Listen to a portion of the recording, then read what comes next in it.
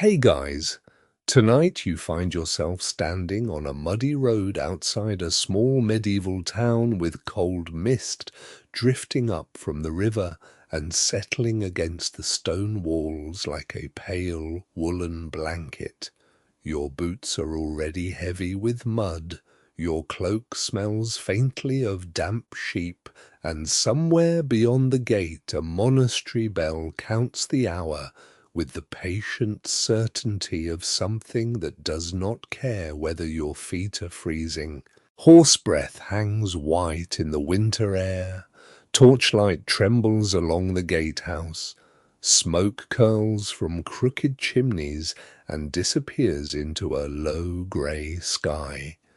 Inside the town, rushes lie scattered across stone floors, damp straw gathers beneath stable doors, and soot has blackened the rafters above hearths that never seem quite warm enough. Medieval travel brochures really oversold this experience. And before you begin imagining yourself as a mysterious traveller wrapped elegantly in fur, remember that you probably would not last a week out here without complaining about the bedding, the plumbing, or the alarming number of meals involving onions. So, before you get comfortable, take a moment to like the video and subscribe, but only if you genuinely enjoy what I do here. And while you settle in, tell me in the comments where you are listening from and what time it is there. Perhaps it is late evening, perhaps well past midnight, or perhaps you are awake at an hour when even a medieval baker would consider you unreasonable. Now dim the lights, maybe turn on a fan for that soft background hum, and let's ease into tonight's journey together. You pass beneath the town gate just before it closes. An iron key turns somewhere behind you. Oak doors groan together, shutting out the road, the bare fields, and the thin line of forest fading into the mist. A guard in a patched wool hood barely glances at you. He is more interested in warming his hands above a brazier and finishing a wooden cup of weak ale. Ahead, the street climbs between timber houses whose upper stories lean toward one another, as though exchanging secrets. Tonight, everyone seems to know the same secret. There will be a wedding tomorrow. You hear it before anyone tells you. A fiddle is being tuned badly in an alehouse. Barrels are rolling across a courtyard. Two women hurry past, carrying baskets of coarse bread beneath linen cloths. Somewhere nearby, a pig protests loudly against arrangements that almost certainly concern tomorrow's feast. The bride is the daughter of a prosperous wool merchant. The groom belongs to a family that owns farmland beyond the river. This is not a royal marriage. No kingdom will be united by it, no treaty signed, no chronicler summoned to record the colour of the bride's sleeves. Yet the wedding matters deeply. Land matters. Property matters. Family reputation matters. And marriage binds all three together. As you follow the street toward the merchant's house, you begin to understand something easy to forget when looking backward through centuries of poems and paintings.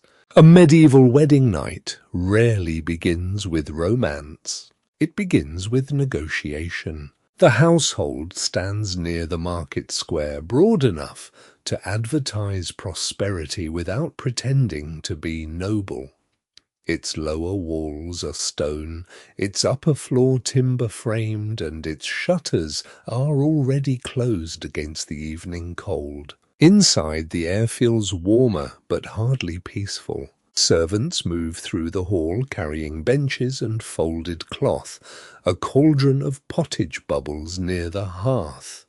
Someone cuts onions on a board scarred by years of knives. Smoked fish hangs from hooks near the pantry, and several round loaves rest beside a stack of wooden trenchers. The floor is covered with rushes, some newly scattered for the wedding. Sweet herbs have been mixed among them, lavender perhaps, meadowsweet, maybe mint.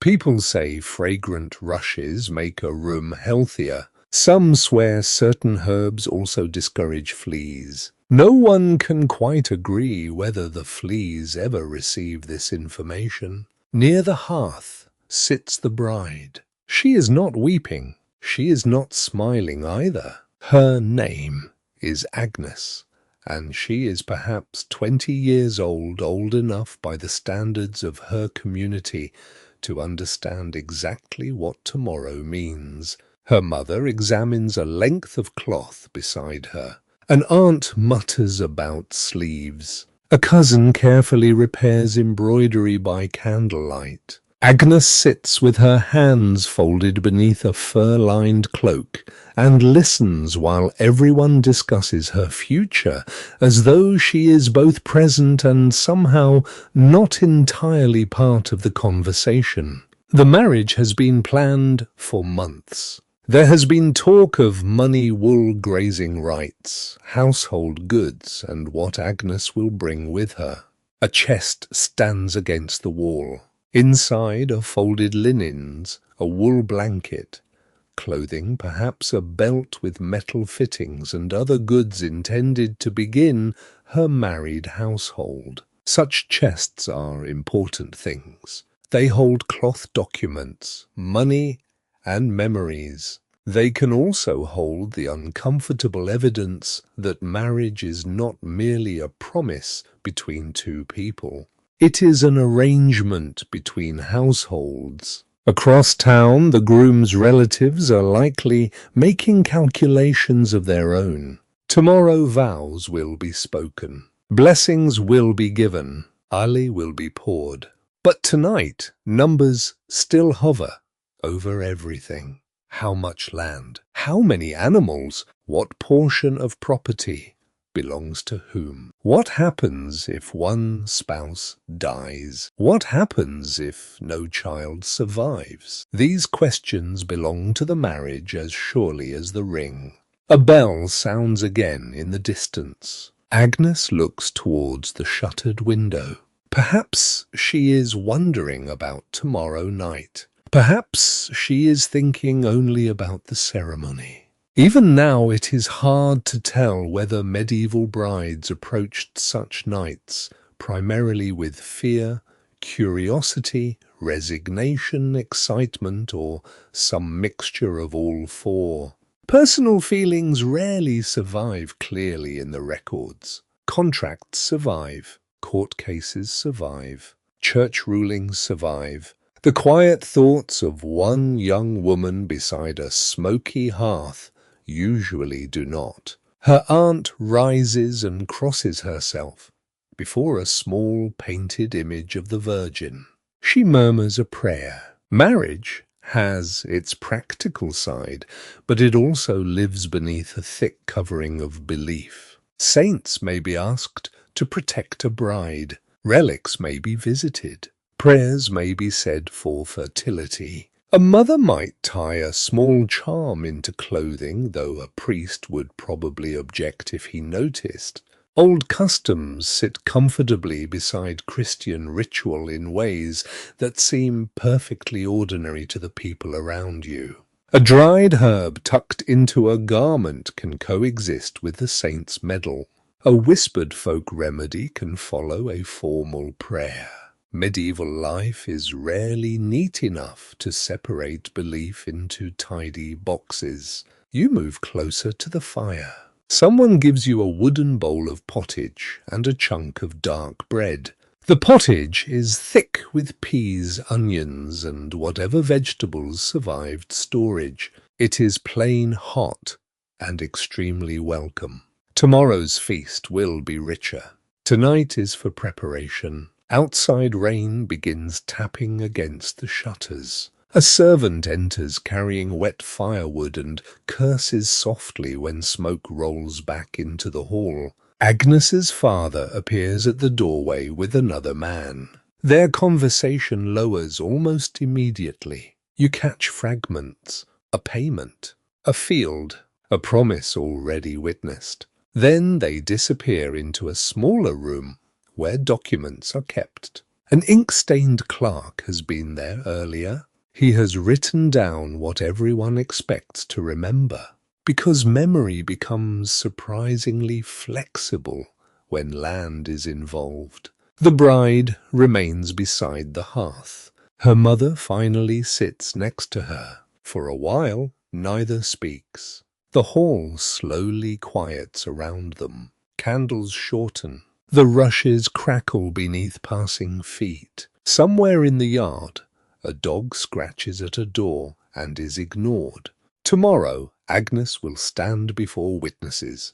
Tomorrow, people will watch her promise herself into a new household. And tomorrow night, after the feast and the laughter and the prayers, those same people will remain strangely interested in what happens when the chamber door closes. But for now, there is only rain, only smoke, only the soft ringing of distant bells, and one young woman warming cold fingers beside a fire while the entire machinery of marriage gathers quietly around her. By morning, the rain has stopped, though the town still shines with it. Water rests in the ruts between houses. Roof edges drip steadily.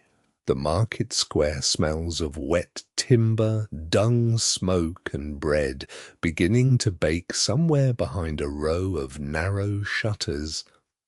A rooster announces dawn with the confidence of a creature that has contributed absolutely nothing to the preparations. You wake beneath a wool blanket in a corner of the merchant's hall while the first monastery bell rolls across the roofs. The fire has fallen to red embers. Someone is already stirring it. Around you, the household begins moving with quiet urgency. Servants sweep yesterday's rushes aside and scatter fresher ones across the floor. A boy carries buckets from the well. Women move between chamber and hall with folded garments over their arms. The cook complains that too many people have asked whether the meat is ready. It is not. This fact appears to offend everyone personally. Agnes has already been taken upstairs. When she returns, she looks transformed, though not in the glittering manner of later paintings. Her gown is good wool, carefully dyed with sleeves fitted closely to the arm. A clean linen layer shows at her neck. Her hair has been combed and arranged with unusual care, and a narrow circlet rests above her brow. Her mother checks everything twice, then 3 times. Marriage is important enough that even a loose thread seems capable of insulting God, family, and local opinion all at once. Outside, people are gathering. The groom arrives with relatives and neighbors behind him. His name is Thomas. He wears his best cloak, though one edge is still damp from the road and his boots are polished as well as mud allows. His father walks close behind him. An older cousin carries a small purse. Another relative holds a covered object that may contain the ring. Thomas looks composed. Mostly, his hands betray him. He keeps opening and closing them. You recognize the gesture from Agnes beside the fire the night before. Different household, same nerves. The group begins moving toward the church. You follow through the market square while merchants pause from arranging stalls to watch. A fish seller leans over a barrel. A woman selling onions cranes her neck. 2 apprentices whisper until their master snaps at them. Marriage is public business here. That becomes clearer when you reach the church. The important part of the ceremony may begin, not deep inside the building but near its doorway. The church door is more than an entrance. It stands between ordinary village life and sacred space, between bargaining and blessing, between the road and the altar. The priest waits beneath its stone arch. His vestments are modest compared with those worn in great cathedrals, but beside the muddy cloaks of the gathering crowd, they give him an unmistakable authority. Everyone presses closer. Agnes stands opposite Thomas. Her father remains nearby. So does his. Witnesses gather where they can hear. That matters. A marriage cannot simply disappear into private memory when property, legitimacy, inheritance, and family standing may depend upon proving that it happened. The priest speaks. The exact form differs from place to place and across centuries. No one can quite agree on one universal medieval wedding ceremony because medieval Europe contains too many regions, customs laws, languages, and church traditions for that.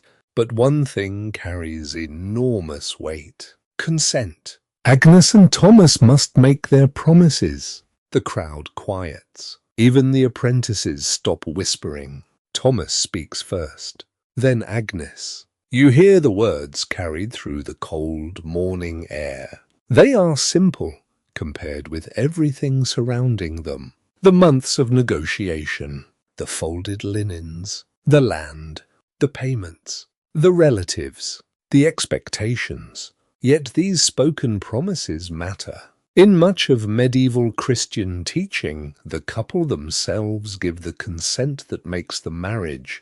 That can create complications. A private promise exchanged without family approval may sometimes be regarded far more seriously than angry parents would like. There are stories of couples claiming they had already married one another secretly. Some are probably true. Some are probably convenient inventions. Those who tell such tales rarely agree.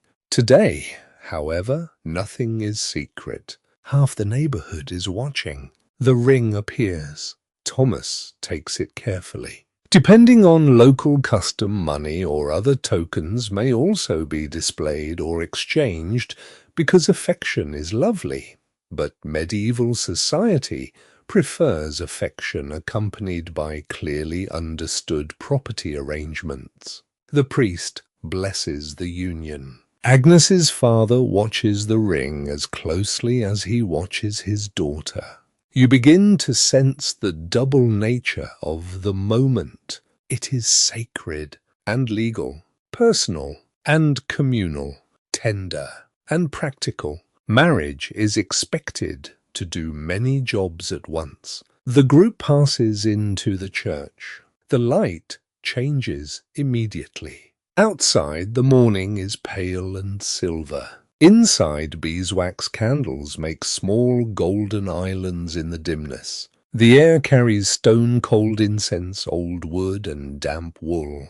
Painted saints stare from walls and panels. Near one side altar, a small reliquary catches the candlelight. People say it contains a fragment associated with a saint whose intercession is useful for women and childbirth. Whether the relic is what its keeper claims is another matter entirely. Medieval churches have no shortage of holy objects. They also have no shortage of suspiciously numerous fragments of the same holy objects. Faith remains strong. Inventory control appears less miraculous. Agnes kneels. Thomas kneels beside her. A mass may accompany the marriage depending on circumstance, and local practice and prayers are offered for the couple's life together. There are blessings for peace, for fidelity, for children. That last hope hangs heavily over the ceremony. Children are not merely sentimental additions to marriage. They carry names. They inherit land.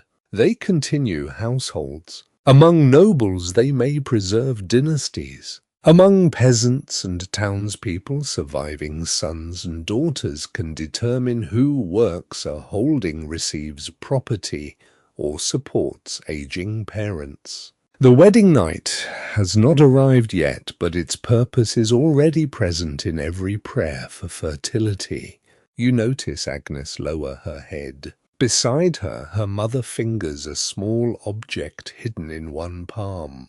Perhaps it is a devotional token, perhaps a charm. Some women carry small objects associated with saints believed to aid conception or childbirth. Others rely on herbs, prayers, or bits of folk wisdom passed between generations. A priest may approve of one remedy and condemn another. Ordinary people often use both. Thomas's father seems less interested in charms. He watches the priest with the satisfied expression of a man seeing a long negotiation finally become official. When the prayers end, people begin shifting restlessly. The sacred silence loosens. Soon there will be food. Ale, music, conversation too loud for the room. But first, the families exchange more formal gestures. Agnes may receive gifts. Property arrangements have already been discussed, though the exact legal form depends greatly on where and when this marriage occurs. A dowry may move wealth from her family toward the new household. Elsewhere, the groom may provide a marriage gift, property interest, or provision meant to support his wife should she outlive him. The terminology changes. The practical anxiety does not. What will she own? What can she inherit? What happens if he dies? What happens if she does? These are not romantic questions. They are survival questions. You step outside again with the crowd. The bells begin ringing. Their sound spreads over the market square and through the wet lanes, announcing what nearly everyone already knows. Agnes and Thomas are married. People cheer. Someone throws grain. An elderly woman near you claims that scattered grain encourages fertility. Another insists it brings prosperity. A third says it keeps troublesome spirits distracted because they must stop and count every grain. No one can quite explain why an evil spirit with supernatural powers would be defeated by basic arithmetic, but the custom survives. Agnes laughs for the first time. It is brief. Thomas smiles at her. For one small moment, the family's contracts, witnesses, inheritance, rules, and expectations fall into the background. They look simply like two young people standing beneath a dripping church roof while bells thunder above them. Then someone calls for ale.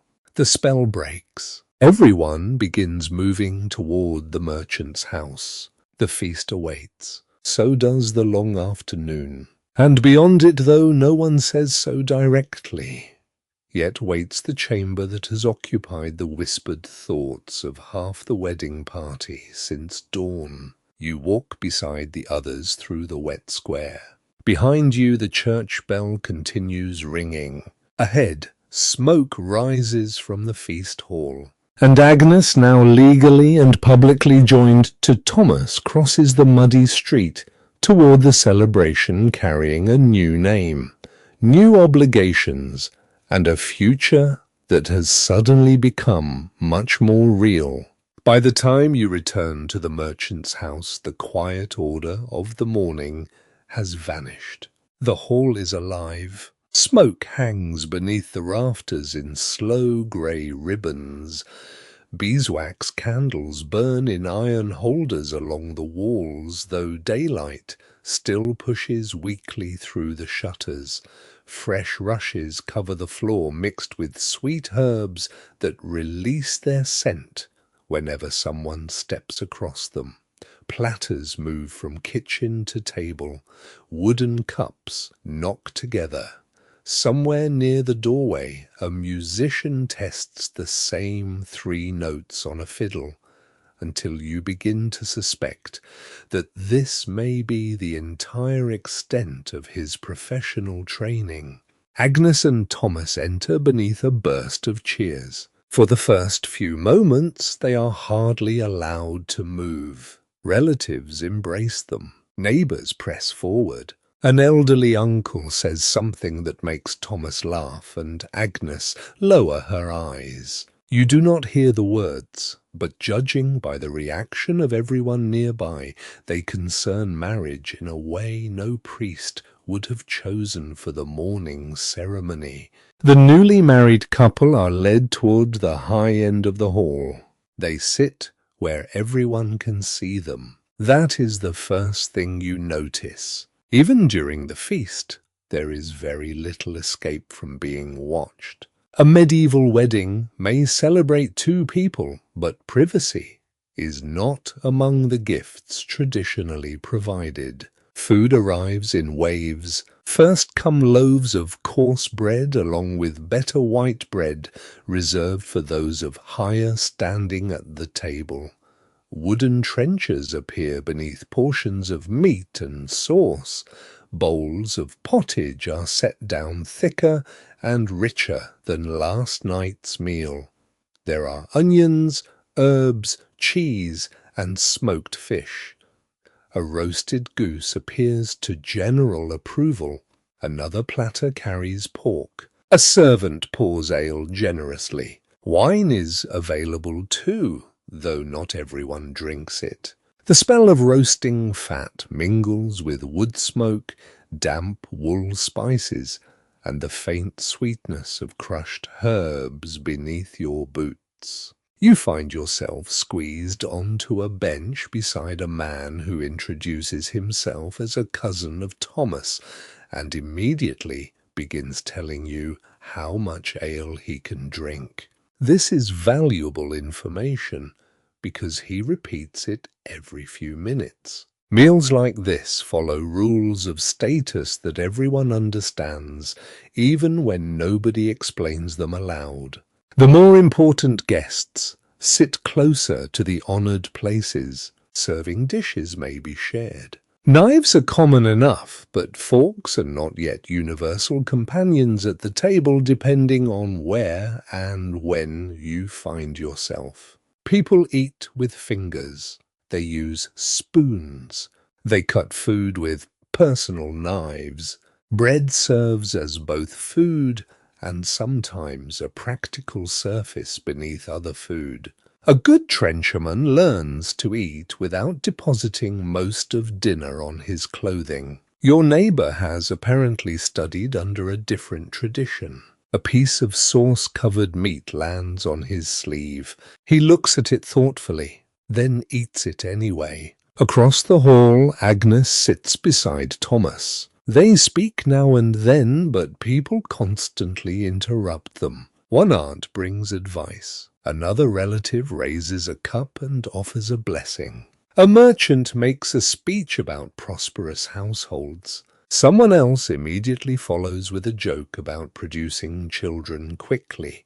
The laughter is warm rather than cruel, but Agnes's expression changes, only slightly. You notice because you have been watching her since last night. The expectations surrounding this marriage are becoming less subtle as the cups empty. Children, heirs, fertility. A household continued into another generation. All afternoon, these ideas circle the tables like invisible guests. Marriage is supposed to produce more than companionship. For many families, it is expected to produce labor, inheritance, alliances, and continuity. That expectation follows the couple all the way toward the wedding chamber. But for now the chamber remains upstairs and unseen. The feast keeps everyone below. Musicians begin properly after the first heavy dishes are cleared. A pipe joins the fiddle. Someone beats a small drum. Guests make room for dancing. Benches scrape backward over the rushes. The hall grows warmer. Thomas is pulled onto his feet. Agnes follows. Her gown catches the candlelight when she turns. For several minutes she appears less burdened by the morning's solemnity. She laughs when Thomas nearly misjudges a step. He laughs too. It is easy, watching them, to forget the contracts and expectations. There may be real affection here. Perhaps they knew one another before the agreement. Perhaps they had some say in the match. Medieval marriages are too varied to fit neatly into the idea that everyone is forced into unions with strangers. Some families arrange aggressively. Some couples influence the choice. Some marry for practical reasons and become affectionate later. Some surely do not. No one can quite agree how much freedom any particular bride or groom possesses unless unusual records happen to survive. Most people leave behind no diary explaining whether their heart agreed with the contract. The musicians play faster. Guests clap. Your ale-drinking companion decides to dance. This improves the evening considerably, mostly because it moves him away from your sleeve. Near the hearth, two older women are talking quietly about Agnes. You drift close enough to hear fragments. One mentions rosemary. The other shakes her head and recommends something involving honey. Then both glance toward the bride. Fertility customs follow weddings closely. Certain foods are believed to strengthen the body. Herbs may be associated with love or conception. Some swear that particular cakes, seeds, or drinks encourage a fruitful marriage. Others rely upon blessings from saints. A small pilgrim badge pinned inside a garment may offer comfort. A charm hidden beneath clothing might do the same. Church teaching does not always welcome every folk belief, but households have long memories. What grandmothers teach survives remarkably well, especially when grandmothers are standing in the kitchen and the priest is not. As evening deepens, torches replace the weak daylight. The shutters are firmly closed. The room grows louder. More ale disappears. A servant carries in spiced dishes that make several guests sit straighter. Spices themselves signal expense. Pepper, cinnamon, cloves, ginger, and other imported flavors travel long roads and pass through many merchants before reaching a household like this. A generous wedding feast announces prosperity almost as clearly as clothing or jewelry. Nobody wishes neighbors to spend the next month saying the bride's father served a disappointing goose. Reputation has survived wars. It may not survive an under-seasoned bird. You eat slowly. The pottage is warm. The bread is dense. The smoked fish tastes strongly of salt. Around you, conversations overlap until individual words become difficult to follow. A childless aunt advises patience. A widower speaks about weather. Two men argue quietly over the value of a field. Someone begins a song that nearly everyone seems to know. Thomas joins the chorus. Agnes does not. Instead, she looks toward the staircase. It is only for a moment. Then she turns back to the table. You follow her glance. The stairs disappear into darkness above the hall. Up there is the room prepared for the newlyweds. Fresh bedding has been carried in. A clean linen sheet has been laid out if the household can afford such things. Curtains may surround the bed. A candle is waiting. Perhaps a religious image has been placed nearby. Yet none of this belongs to the present moment. Not yet. Down here the feast continues. The musicians slow their tune. The older guests lean closer to the fire. The younger ones drink more confidently than wisely. A dog appears beneath the table and discovers that weddings are magnificent institutions because people drop meat. It has been following scraps since midday and has now established itself as one of the evening's most successful guests. Outside the town is dark. The market stalls have been abandoned. Mud freezes slowly beneath the cold night air. The monastery bell sounds again across the rooftops. You barely hear it through the singing. Agnes hears it. You can tell because her eyes lift. Another hour has passed. Her mother approaches and bends to whisper something. Agnes nods. Across the hall, Thomas's cousin nudges him. A few men laugh. Now the mood begins to shift. Not dramatically, not suddenly, but unmistakably. The feast is moving toward its final purpose. Cups are being emptied rather than refilled. Older relatives exchange knowing glances. Women begin gathering near Agnes. Men cluster around Thomas. The jokes become more pointed. The newlyweds are still seated in the warm hall, surrounded by food, music, candles, and family. But everyone knows the same thing. Soon they will be expected to rise. And when they do, the celebration will follow them farther toward the chamber door than either of them might prefer. The change begins with laughter. Not louder laughter exactly, but a different sort. The kind that carries expectation. Thomas has barely finished his cup when one of his cousins rises and slaps him on the shoulder. Across the hall, Agnes's mother reaches for her daughter's hand. Benches scrape over rushes. The fiddler lowers his bow, watches the gathering crowd, and grins as though he has been waiting all evening for this particular moment. You remain near the hearth. The fire has burned lower now, leaving orange light beneath blackened logs. The hall smells of spilled ale, roasted meat, damp wool, crushed herbs, and candle smoke. Someone opens an inner door. Cold air slides through the room. Agnes stands. So does Thomas. And almost everyone else follows. This is the part of the wedding that later generations sometimes imagine as a private transition. A discreet moment in which the couple quietly withdraws from the feast.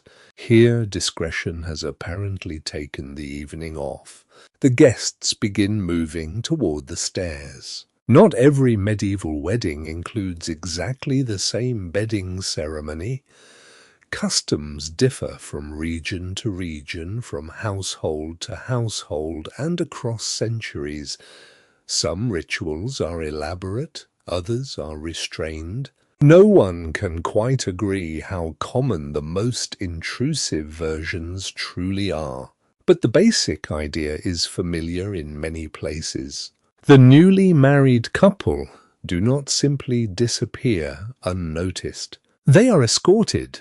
The wedding party participates, and privacy begins only after a considerable amount of public involvement. Agnes disappears briefly with several women. Thomas is seized by male relatives. You hear another burst of laughter. One man offers advice that is almost certainly unnecessary and certainly too loud. Another insists that Thomas drink one final cup of ale for courage. Thomas refuses. His cousin insists. Thomas refuses again. For perhaps the first time tonight, you consider him the wisest person in the room. Upstairs, women are helping Agnes prepare. Clothing in this world is not removed with the simple speed of a modern shirt and trousers. There are ties, pins, layers, linen garments, wool belts and sleeves. Good clothing is valuable and handled carefully. Garments may be brushed, folded, aired, repaired, reused, altered, inherited, and passed through a household for years.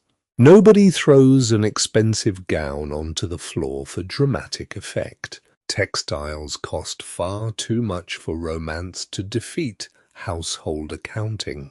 When Agnes returns to the upper chamber, she wears a simple linen shift. Her hair is uncovered. That small change makes her look suddenly younger. Not a child, but less like the carefully arranged bride who stood before the church that morning.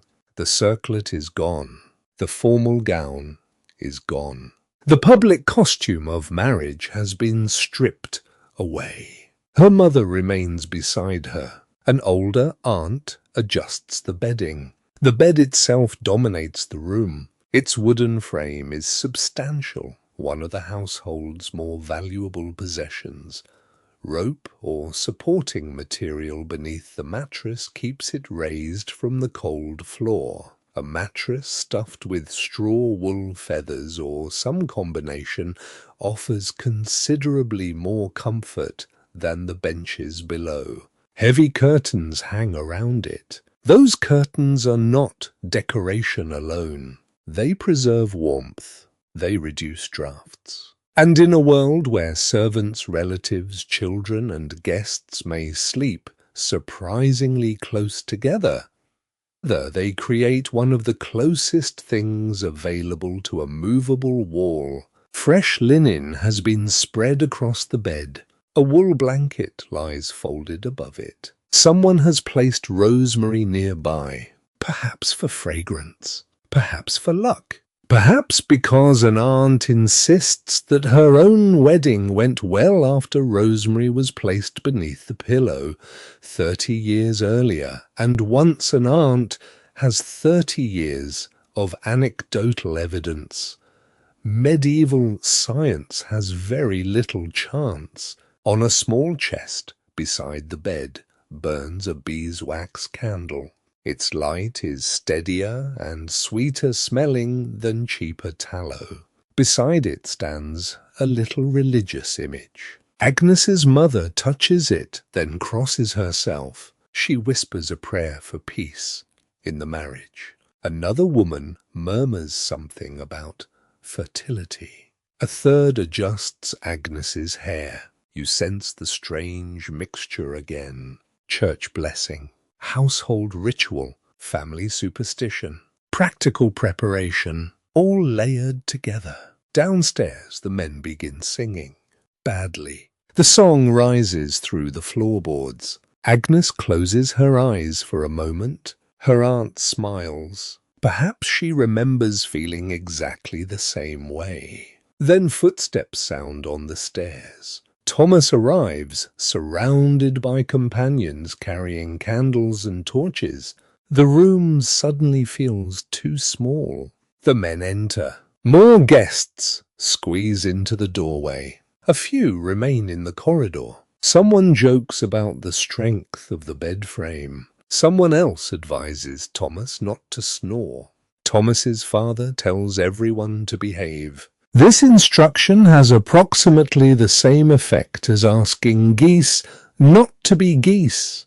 The laughter continues. Thomas is wearing a long linen shirt. His hair is disordered from the evening. He looks at Agnes. For a moment they seem to share the same thought. There are far too many people here, yet this public escort has a social purpose. The household is witnessing the transition from ceremony to married life. Marriage involves families, property inheritance, and legitimacy. The community that witnessed the vows may also wish to know that the couple has actually gone to bed as husband and wife.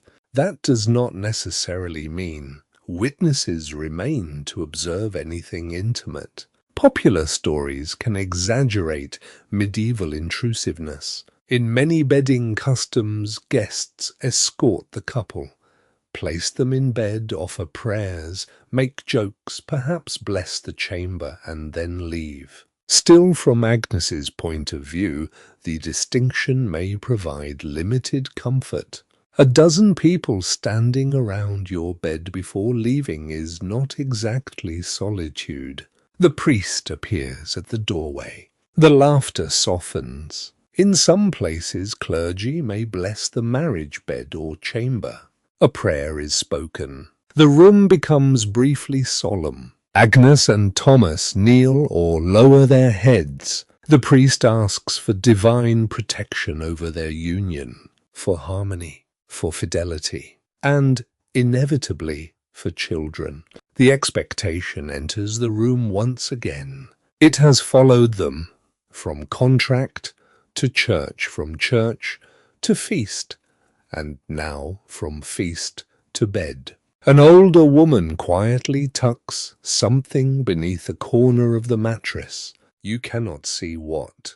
A sprig of herb, perhaps. A charm. Some swear that iron placed near a bed wards away harmful spirits. Others favour herbs. Others invoke saints associated with childbirth or marriage. A priest might object to magical charms while accepting prayers and blessed objects. Ordinary families do not always worry much about keeping those categories separate. If one protection is good, several apparently seem better. Thomas climbs onto the bed first. More laughter. Agnes follows carefully. The curtains remain open. Someone throws a handful of grain. A woman protests because she has just changed the linen. Another person tosses a small piece of bread onto the blanket for prosperity. Thomas catches it. He looks at Agnes. Then he eats it. She laughs despite herself. The room relaxes. For a little while, the ritual becomes almost gentle. Her mother leans forward and kisses her forehead. Thomas's father grips his son's shoulder. The loud cousins finally retreat. People begin filing towards the door. Candles move away one by one. Their shadows slide across the plaster walls. The priest leaves. The aunt leaves. Agnes's mother is almost the last. At the threshold, she looks back. Perhaps she wants to say something. Instead, she gives Agnes a small nod. Then she steps outside. An iron latch falls into place. The noise does not disappear immediately. Feet shuffle through the corridor. Someone laughs on the staircase. A drunken voice begins another song and is told firmly to stop. Then the sounds descend toward the hall. The chamber grows still. For the first time all day, Agnes and Thomas are alone. Almost. The dog from the feast scratches outside the door. Thomas looks toward it. Agnes begins laughing again, quietly this time. He laughs too. Some tension leaves the room. Beyond the curtains, wind presses against the shutters. The beeswax candle gives a small flutter. Smoke from the hall rises through cracks in the floor. The monastery bell sounds somewhere beyond the town wall. The two of them sit beneath a wool blanket, surrounded by the remains of rituals meant to guide, bless, embarrass, protect, and publicly recognize their marriage.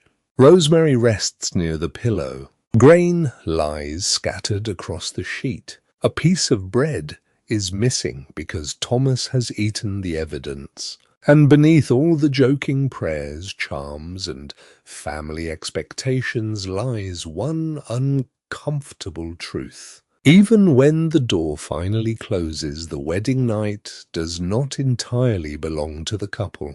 The expectations of everyone downstairs have entered the chamber with them. For a little while, the closed door feels like a miracle. The footsteps on the staircase fade. The last drunken voice dissolves into the hall below.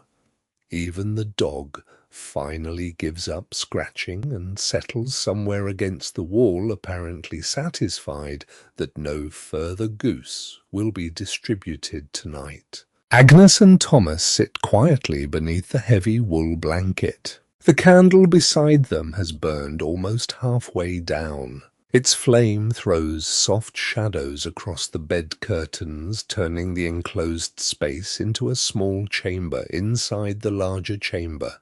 Beyond those curtains wait cold stone, an oak chest, a wooden stool, damp plaster, and shutters that rattle whenever the wind pushes against them. Inside there is warmth, or something approaching warmth. This is privacy by medieval standards, which is to say, it is mostly fabric. You begin to understand just how valuable those bed curtains are.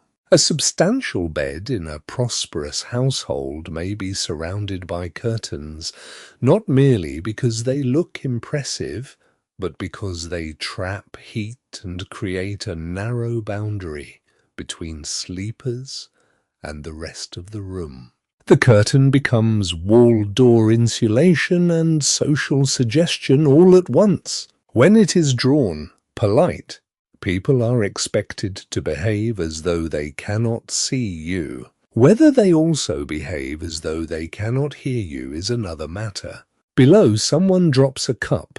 Laughter follows. Agnes glances towards the floorboards. The sound comes through clearly. Privacy in a medieval house is rarely absolute because rooms themselves are rarely used in the specialized way you expect. A chamber can be a place for sleeping, dressing, receiving visitors, storing valuables, conducting business, praying, and keeping household servants close at night. Even wealthy people live surrounded by others. A lord may possess an impressive bedchamber and still have attendants sleeping nearby.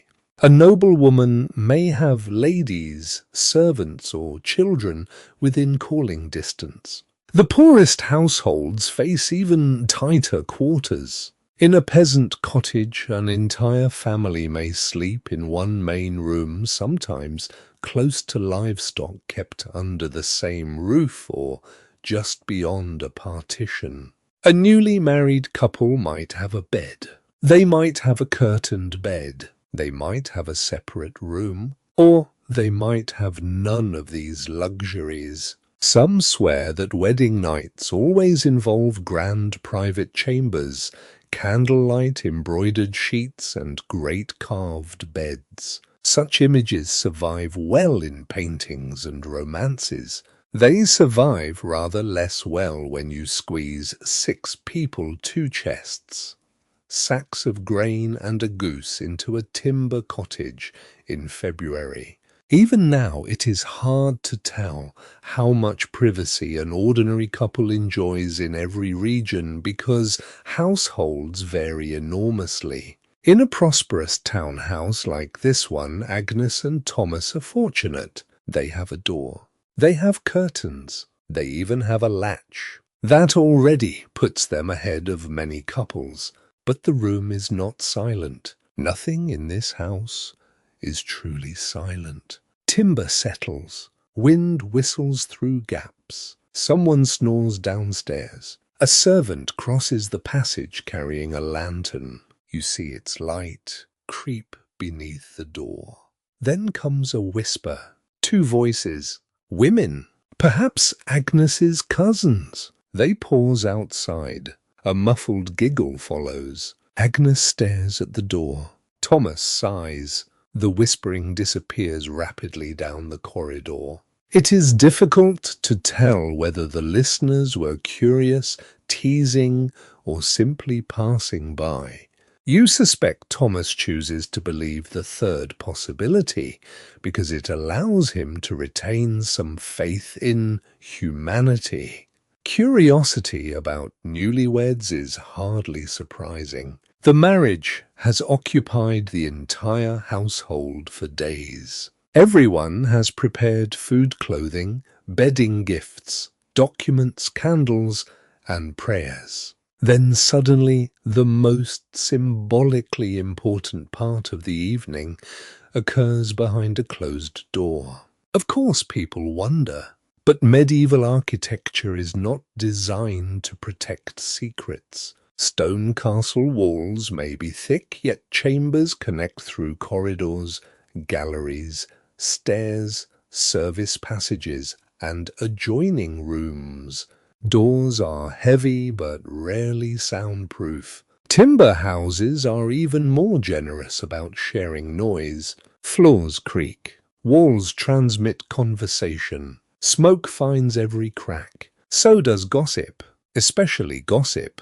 Gossip appears to be the only substance in medieval Europe with better mobility than fleas. Agnes finally reaches forward and draws the bed curtain more tightly. The little enclosed space grows darker. Thomas adjusts the blanket. Their cold feet find the warmer hollow in the straw or feather mattress where their bodies have already heated the bedding. Mattresses themselves depend on wealth. A modest household may use straw-filled bedding that requires regular turning, airing, and replacement. Richer beds can contain wool or feathers. Blankets are precious. Linen sheets are valuable. In winter, people sleep in night garments or other clothing rather than expecting a room to remain comfortably heated until morning. Keeping a fire burning through the night costs fuel and carries risks. Better to pile on wool, perhaps fur, perhaps another body. Medieval central heating is very personal. A servant may warm a bed beforehand with heated stones or a warming object in some places and periods, though practices vary. More commonly, cold bedding simply becomes warm after you have endured it long enough. This is one of history's less celebrated technologies. Agnes rubs her feet together beneath the blanket. Thomas gives her the warmer side. It is a tiny gesture. You notice it because so much of the day has been governed by large expectations. Property, family, church, children, reputation. Here, behind cloth curtains, married life briefly becomes something much smaller. Cold feet, a shared blanket, a nervous smile, a candle that needs trimming. Yet even this room belongs partly to the household. An oak chest beside the bed contains Agnes's clothing and linen. Another chest may hold valuables. The iron key is important enough to remain near the household mistress. Keys are symbols of authority as well as practical objects. A married woman who manages stores, cloth food, or household possessions may carry keys at her belt. Tomorrow, Agnes's relationship with such objects will begin changing. Tonight, she is still surrounded by things prepared for her by other hands. The rosemary near the pillow, the clean linen, the religious image, the scattered grain that someone failed to remove. Thomas finds one kernel beneath his elbow and flicks it toward the floor. It strikes the bedpost. Agnes whispers that perhaps he has just thrown away their prosperity. Thomas considers this solemnly. Then he retrieves the grain. Apparently, neither of them wishes to begin married life by offending a superstition before midnight. Such little beliefs thrive around beds. Some households avoid placing a bed in certain positions. Others worry about unlucky dreams. Iron may be kept nearby as protection. Blessed objects may hang close to sleepers. People sometimes place religious tokens near the bed because nighttime is considered vulnerable territory. Darkness brings cold, illness, dreams, spirits, thieves, and every creak that cannot immediately be explained. A marriage bed collects additional anxieties: fertility, health, harmony, the hope for children, the fear of failure. No curtain is thick enough to block those entirely. Then you hear footsteps again, slow ones. They stop directly outside the door. Thomas freezes. Agnes holds her breath. The latch moves slightly. Then comes her mother's voice. She asks whether they need another blanket. There is a long silence. Thomas looks at Agnes. Agnes looks at Thomas. Finally, Agnes says no. Her mother asks whether they are certain. Agnes says yes. Another pause. Then the footsteps retreat. Thomas lowers his head into his hands. Agnes presses her lips together desperately, trying not to laugh. Soon both of them are shaking with quiet amusement. It is perhaps the gentlest moment of the entire wedding day. Because beneath every grand idea about medieval marriage lies something wonderfully ordinary. Parents still worry. Relatives still interfere. Young couples still want doors to remain closed. And mothers still suspect that nobody knows how many blankets are required. Eventually the laughter fades. The candle burns lower. The voices below become fewer. The house settles towards sleep. Yet complete solitude never arrives. A servant coughs behind the wall. A floorboard creaks. The dog scratches once. The bell from the monastery carries faintly through the shutters. Agnes draws the curtains until only a line of candlelight remains. For tonight, this narrow enclosure of cloth, wool, and shadow is as private as the world is likely to allow them. And in a society where life is lived among families, servants, neighbours, clergy, and watchful communities, even a closed bed curtain can feel almost like having an entire kingdom to yourself. By the deepest part of the night, the house finally grows quiet enough that you can hear the wind beyond the shutters. The feast has collapsed into sleep. A few candles still burn downstairs, their flames guttering beside overturned cups and abandoned trenchers. Somewhere near the hearth, Thomas's cousin is snoring with the determination of a man who has spent the evening proving several things about Earl, and none of them useful. Upstairs, Agnes and Thomas remain behind the drawn bed curtains. The little beeswax candle beside them is almost gone. What happens within that narrow circle of cloth is private in one sense. Yet strangely, it also matters to people who are nowhere near the room. That is one of the more uncomfortable truths surrounding a medieval wedding night. The marriage bed can have legal consequences. To understand why you have to remember what marriage means in this world, it is a spiritual union. It is a household arrangement. It can determine inheritance. It can join estates. Among nobles, it may link entire political factions. Among merchants, it can connect businesses, property, and credit. Among farming families, it may determine who eventually holds a strip of land, a tenancy, livestock tools, or rights that have passed through generations. And because marriage carries so many consequences, people become deeply interested in whether it is valid. This is where matters become complicated. The church places enormous importance on consent. If a man and woman freely exchange valid promises of marriage, their words can carry extraordinary weight. In some circumstances, a marriage may be considered binding even when families object.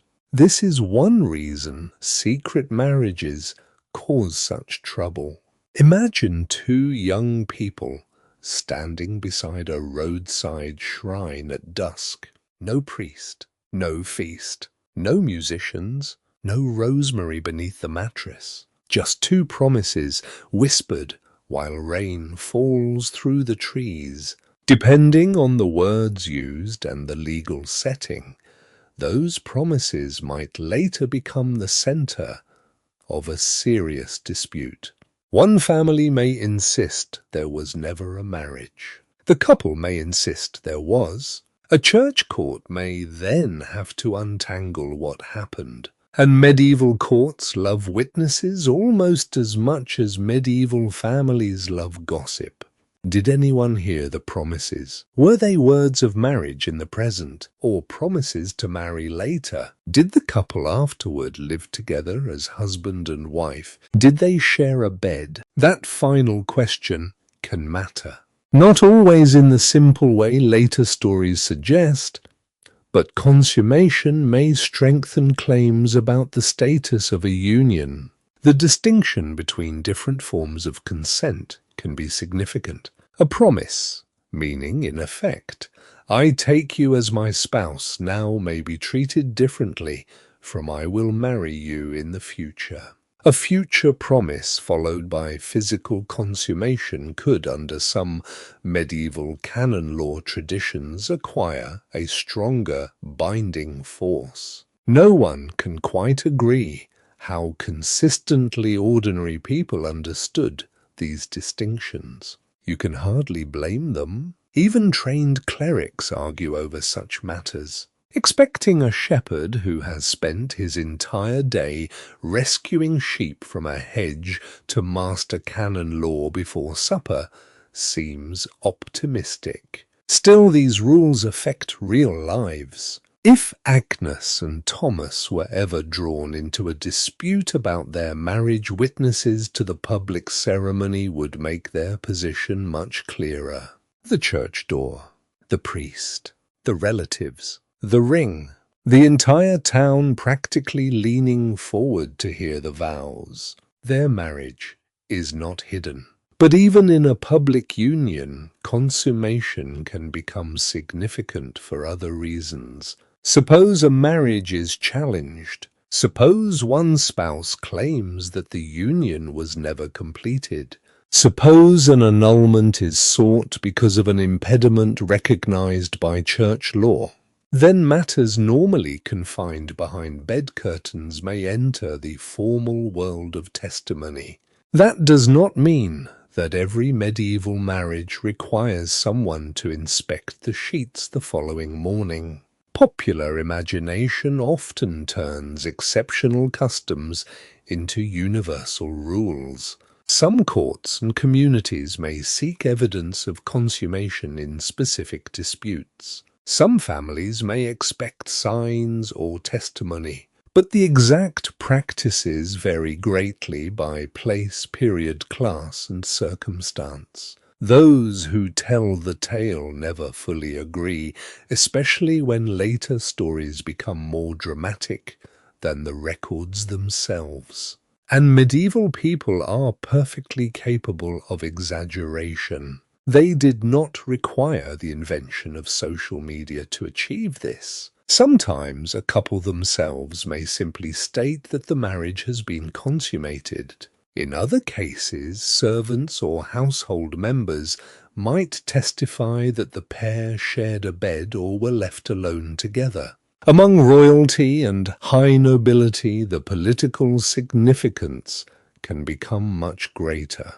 A dynastic marriage may have been negotiated for years. Envoys may have crossed kingdoms. Dowries may involve staggering sums. Lands may be promised. Peace may depend upon the union. Under such circumstances, whether the marriage is considered complete can matter far beyond two people. Yet here in this merchant household the scale is smaller. The principles remain recognizable. Children are expected. A legitimate heir strengthens inheritance. A marriage that produces offspring becomes extremely difficult for anyone to dismiss as merely ceremonial. Agnes knows some of this, though perhaps not the finer points of canon law. Thomas does too. They have grown up hearing stories. A marriage challenged.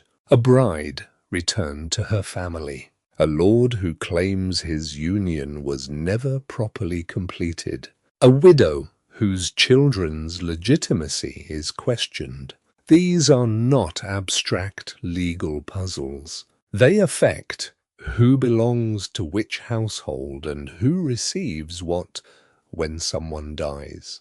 The pressure can be considerable. That pressure is why fertility has appeared everywhere since yesterday, in prayers, in jokes, in grain thrown at the church door, in rosemary near the bed, in whispered advice from aunts. The household does not merely hope Agnes and Thomas will be happy. It hopes their marriage will continue visibly into another generation. For a bride, that expectation can be especially heavy. If no child comes, suspicion may fall upon her, regardless of the true reason. Medieval medicine understands reproduction imperfectly. Women may be prescribed herbs. Men may be given strengthening foods.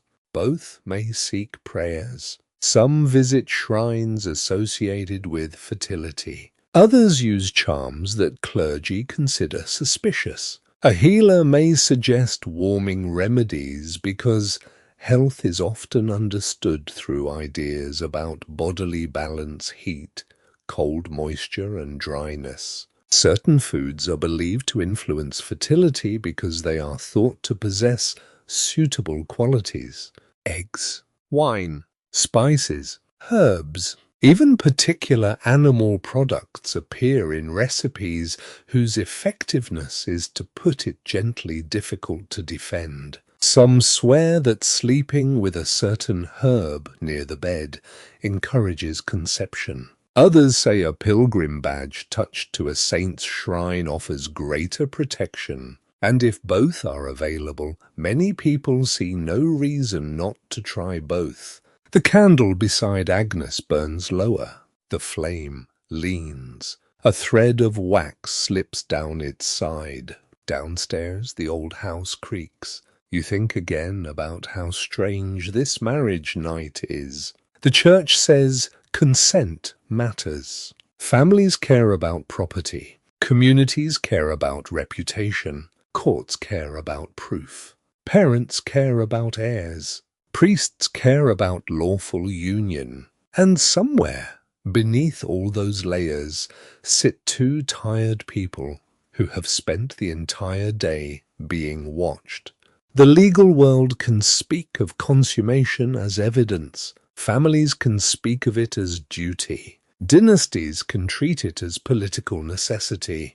But inside the bed curtains, no law book can make the moment simple. Agnes and Thomas are not clauses in a contract. They are cold, exhausted, nervous human beings. Thomas reaches for the candle. Before extinguishing it, he pauses. Outside, the monastery bell sounds through the darkness. One slow note, then another. Agnes listens. Perhaps she is thinking of children, perhaps of tomorrow, perhaps only of sleep. Even now it is hard to tell whether most medieval newlyweds think about grand legal consequences on such a night at all. Probably many do what people have always done when institutions become too large and expectations too heavy. They simply try to get through the evening in front of them. Thomas pinches out the flame. The chamber falls into darkness. And beyond the closed curtains, an entire world waits for morning, ready to turn whatever happened or did not happen into marriage, inheritance, rumor, expectation, and law. Morning does not arrive all at once. It enters the chamber slowly, first as a faint greyness around the shutters, then as a colder shape beneath the door, and finally as the distant ringing of the monastery bells somewhere beyond the wet roofs of the towns. Agnes wakes before anyone knocks. For several moments she lies still beneath the wool blanket. The room is cold again. Whatever warmth the bed curtains preserved during the night has thinned toward dawn. The air beyond them carries the smell of extinguished candle wick, old timber, damp stone, and a little rosemary crushed beneath someone's elbow. Thomas is still asleep beside her. Downstairs the household has begun to stir. A poker scrapes against the hearth. Someone opens a door. Buckets knock together in the yard. A servant coughs in the passage. Then comes the unmistakable sound of a woman climbing the stairs. Agnes opens her eyes fully. You feel the tension return to her almost immediately. Not panic, something quieter. The awareness that the private hours are ending and the household is coming back. The footsteps pause outside. A soft knock follows. It is her mother. Agnes sits up. Her hair is loose around her shoulders.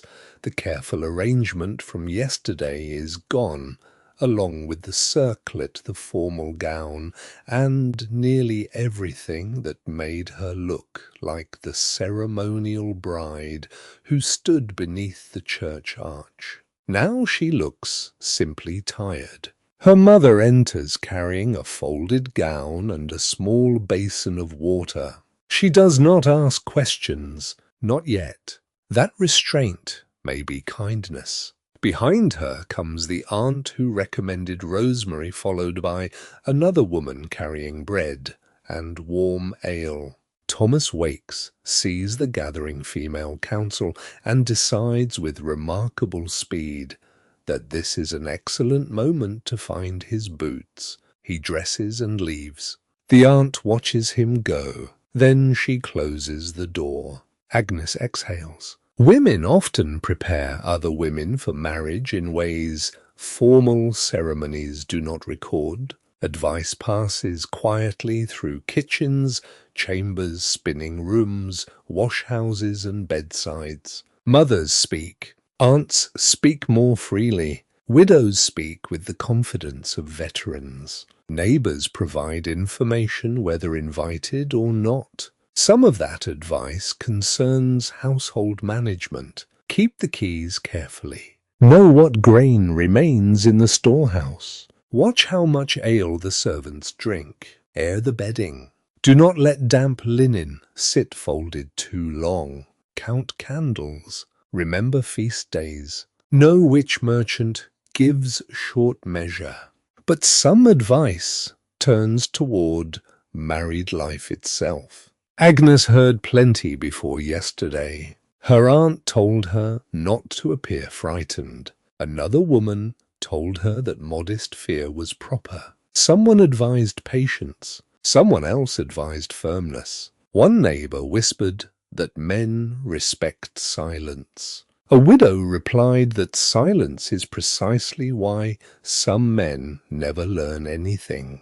There is no single medieval rulebook for how a bride should feel. Instead, there is a tangled collection of expectations. Be obedient. Be fertile. Be modest. Be useful. Manage the household. Keep peace. Produce children. Guard reputation. Pray. And somehow accomplish all of this without appearing overly concerned about any of it. Medieval womanhood, you begin to suspect, comes with an impressive number of instructions and remarkably few rest days. Agnes's mother dips a cloth into the basin. The water is barely warm. She helps wash her daughter's face. The gesture is ordinary, almost tender.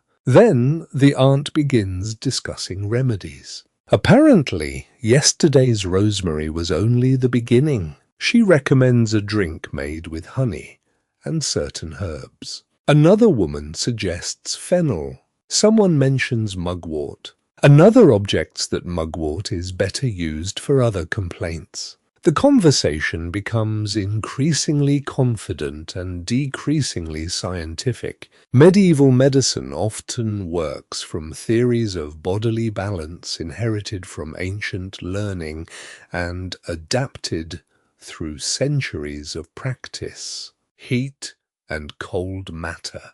Moisture and dryness matter. Food season, temperament, age, and sex may all be considered when judging health.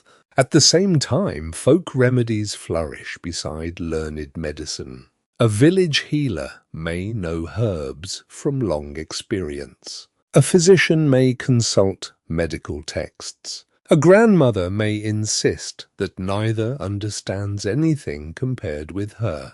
All three may be consulted before supper. For a newly married woman, fertility becomes a particular focus. Certain plants are believed to encourage conception. Others are used to regulate women's health. Warm foods may be recommended. Spiced wine may appear in advice. Bathing practices might be adjusted. Prayers are offered to saints associated with women, childbirth, or difficult pregnancies. Some women wear small devotional objects. Others make promises to visit shrines if a child comes. Agnes's mother reaches into her sleeve and produces a tiny object wrapped in cloth. Inside is a small medal or pilgrim token. "It has been touched," she says to a shrine. Agnes accepts it. Her aunt immediately produces something else, a knotted thread. Her mother looks at it with suspicion. The aunt insists it is only an old custom. The mother says the priest would disagree. The aunt replies that the priest does not have to give birth. Silence follows. Then Agnes laughs. So does her mother.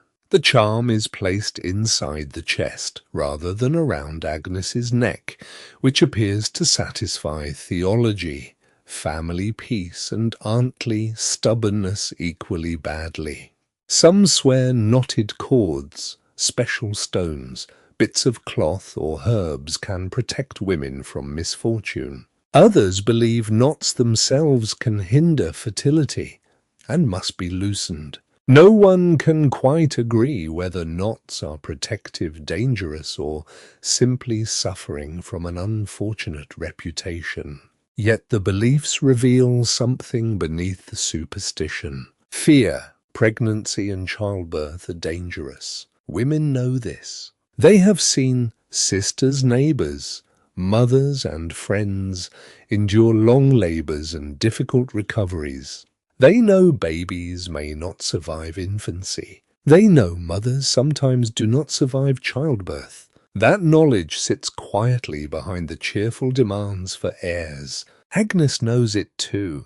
The wedding feast treated future children as a joke, a blessing, and an expectation. For her, they may eventually become something more physical.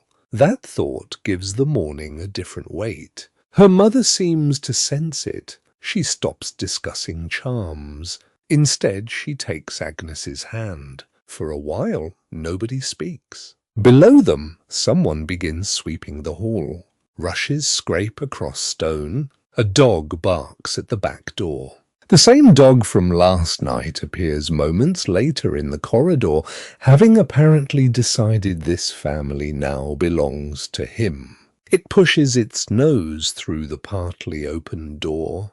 The aunt tells it to leave. It ignores her. Agnes gives it a crust of bread. You have to admire the creature. It has attended the feast, attempted the bedding ceremony, slept through the night, and now secured breakfast without entering a single legal contract. Outside bells mark another hour. Agnes dresses. The gown is simpler than yesterday's. Her mother helps fasten it. A belt, goes around her waist. The little pilgrim token disappears into a small pouch. Her hair is arranged and covered. Piece by piece, the private young woman of dawn becomes the married woman the household expects to see downstairs. Yet her unease has not vanished. It has simply changed shape. Yesterday, she feared the ceremony, then the crowd, then the bedchamber. Today, the future stretches much farther. A new household, new duties. A husband she must learn in ordinary daylight rather than beneath wedding candles. Children, perhaps. Illness, perhaps. Work, certainly. Marriage is not one night. That may be the greatest comfort and the greatest burden of all. The wedding night receives enormous attention because it marks a threshold.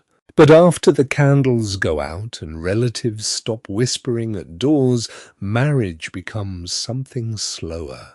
Meals, laundry, accounts, arguments, winter fuel, shared blankets, sick days, harvests, pregnancies, funerals, saints' days, years. Agnes places her hand on the iron latch. Before opening it, she looks once towards the bed. The rosemary remains near the pillow. The half-burned candle stands beside it. A few grains from last night's ritual still hide in the folds of linen. Evidence of a night everyone downstairs is already curious about. Her aunt reaches for the door. Agnes stops her. Then she opens it herself. Cold air moves in from the passage. The household waits below, and carrying prayers, advice charms, fear duty, and one quietly stubborn sense of herself, Agnes begins walking down the stairs to meet it. Thomas has already reached the yard by the time Agnes begins descending the stairs. Morning air slips through the open back door and carries the sharp smell of wet earth, horse-sweat wood smoke, and yesterday's rain. A thin skin of frost has begun to form along the edges of the water trough. Somewhere behind the stable wall, a groom curses softly at a stubborn buckle, while a horse stamps its hoof against the packed ground. Thomas stands beneath the eaves with his father. For once no one is laughing. His wedding cloak has been exchanged for a plain wool garment, and the carefully arranged appearance of yesterday has disappeared almost as completely as Agnes's bridal circlet. His hair is untidy. There is ash on one sleeve. He looks less like the centre of a ceremony and more like a young man who has slept too little and now discovers that married life begins before breakfast. His father hands him a cup of weak ale. Thomas drinks. Then the older man asks whether all is well. Only 4 words, yet Thomas hesitates before answering. Yes, everything is well. His father nods. Nothing more needs to be said, at least not between them. Other people are considerably less restrained. Thomas's cousin appears from the doorway, pale from last night's drinking, and somehow still capable of smiling. He raises his eyebrows. Thomas ignores him. The cousin asks a question you cannot quite hear.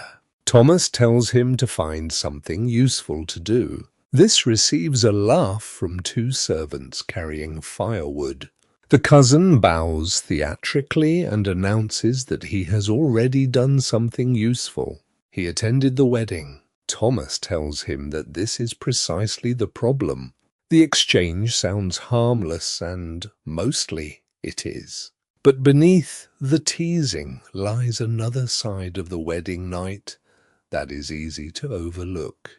The groom is being watched, too. Medieval expectations of masculinity can be heavy. A husband is expected to manage or contribute to a household, defend property, fulfill obligations, father children, and show enough authority to satisfy his family without becoming so foolish that everyone in the village spends the next 30 years discussing him in the alehouse. And when marriage begins, people expect him to prove that he is capable of performing the role, not with documents alone, with behavior, with confidence, with children, especially with children. For Thomas, fertility is not merely Agnes's responsibility, though blame may fall unevenly when no child appears. A marriage without offspring can eventually invite questions about both spouses. Medieval medical writers possess theories about male fertility, just as they do about women's bodies.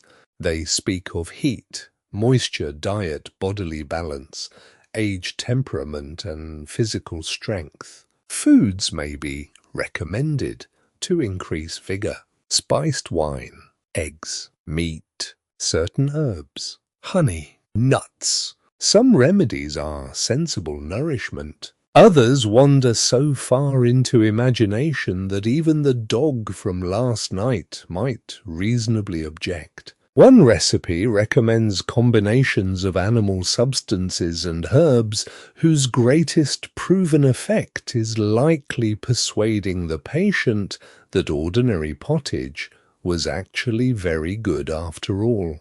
Thomas's cousin naturally has advice. He claims walnuts strengthen a man.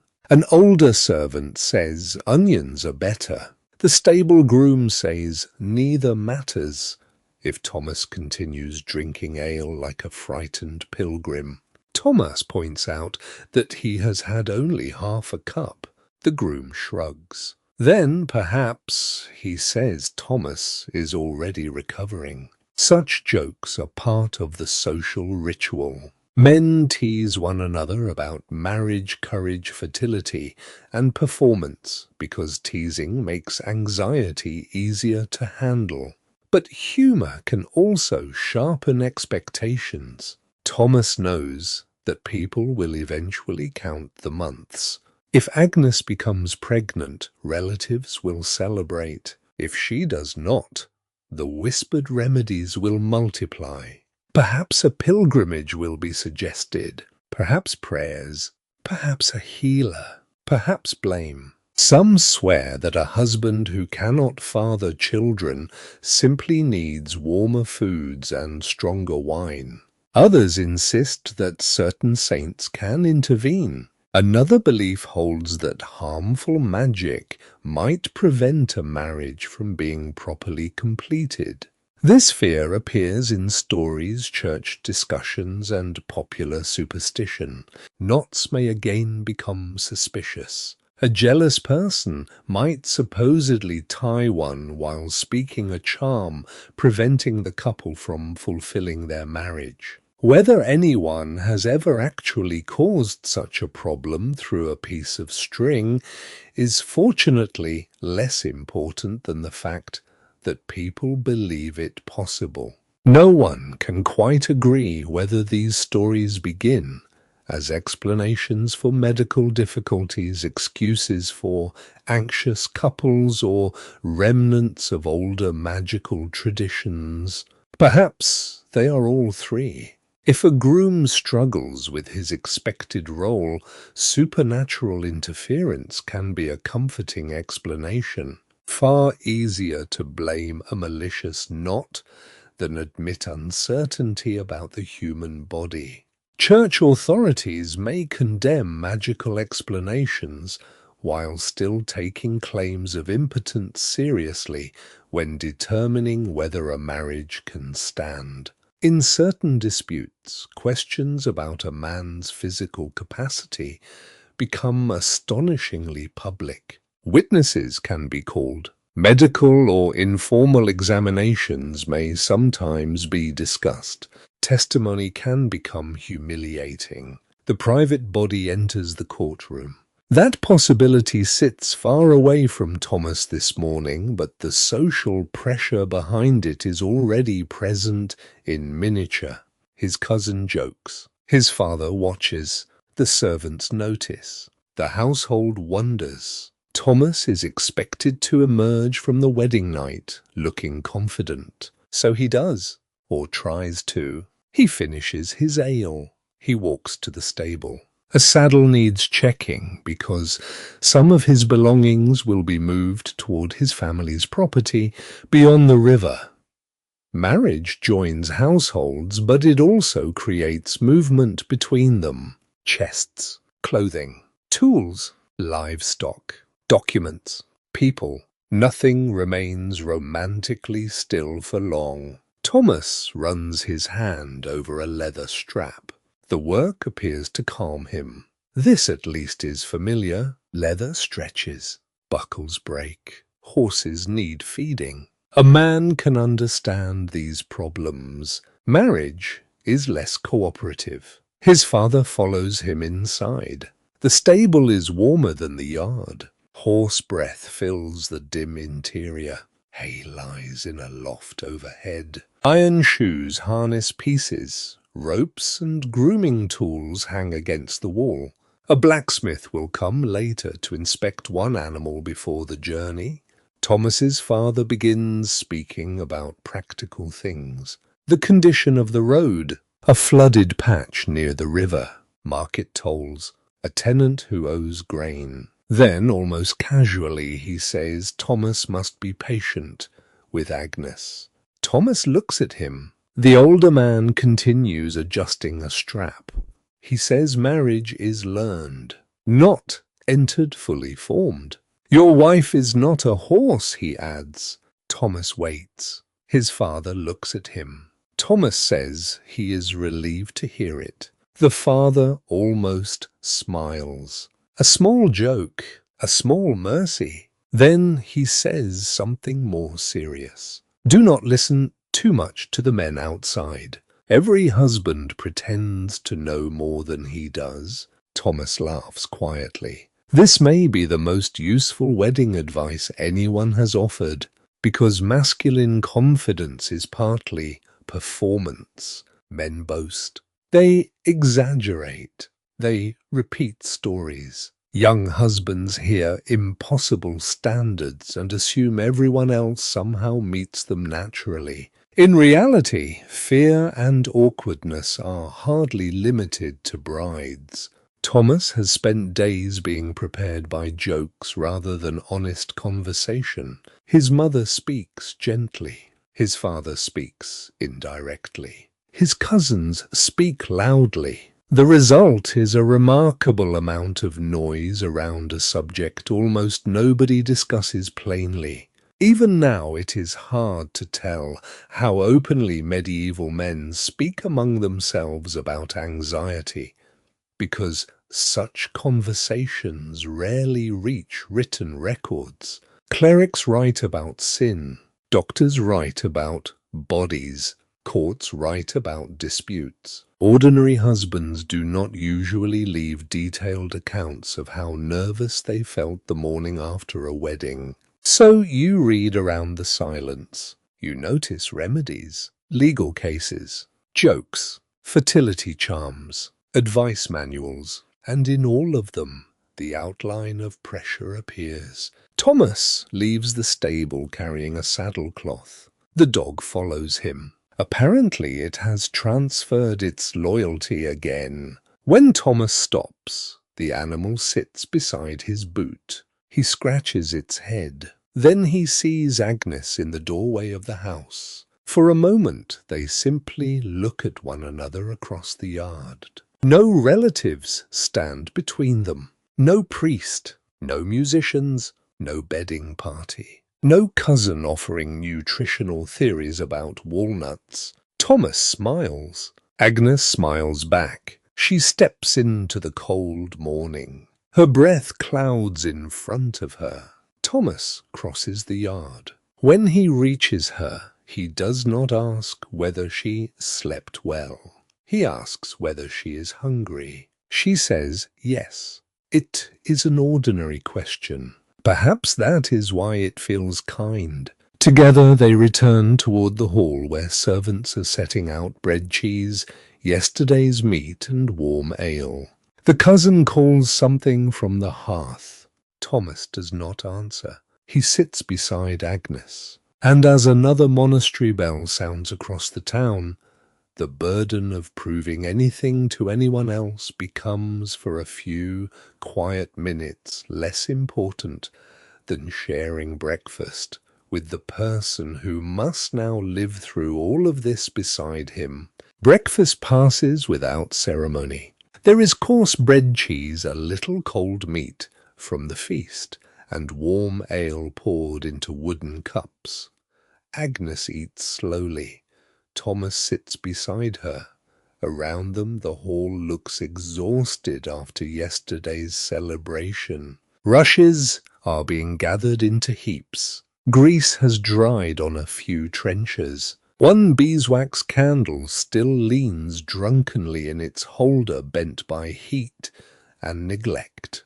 Thomas's cousin has discovered that boasting about ale is considerably easier before sunrise than after it. He sits near the hearth with both hands around his cup, and the solemn expression of a man reconsidering every decision that brought him to this point. Outside, the town is fully awake. Market bells ring. Carts begin creaking through the mud.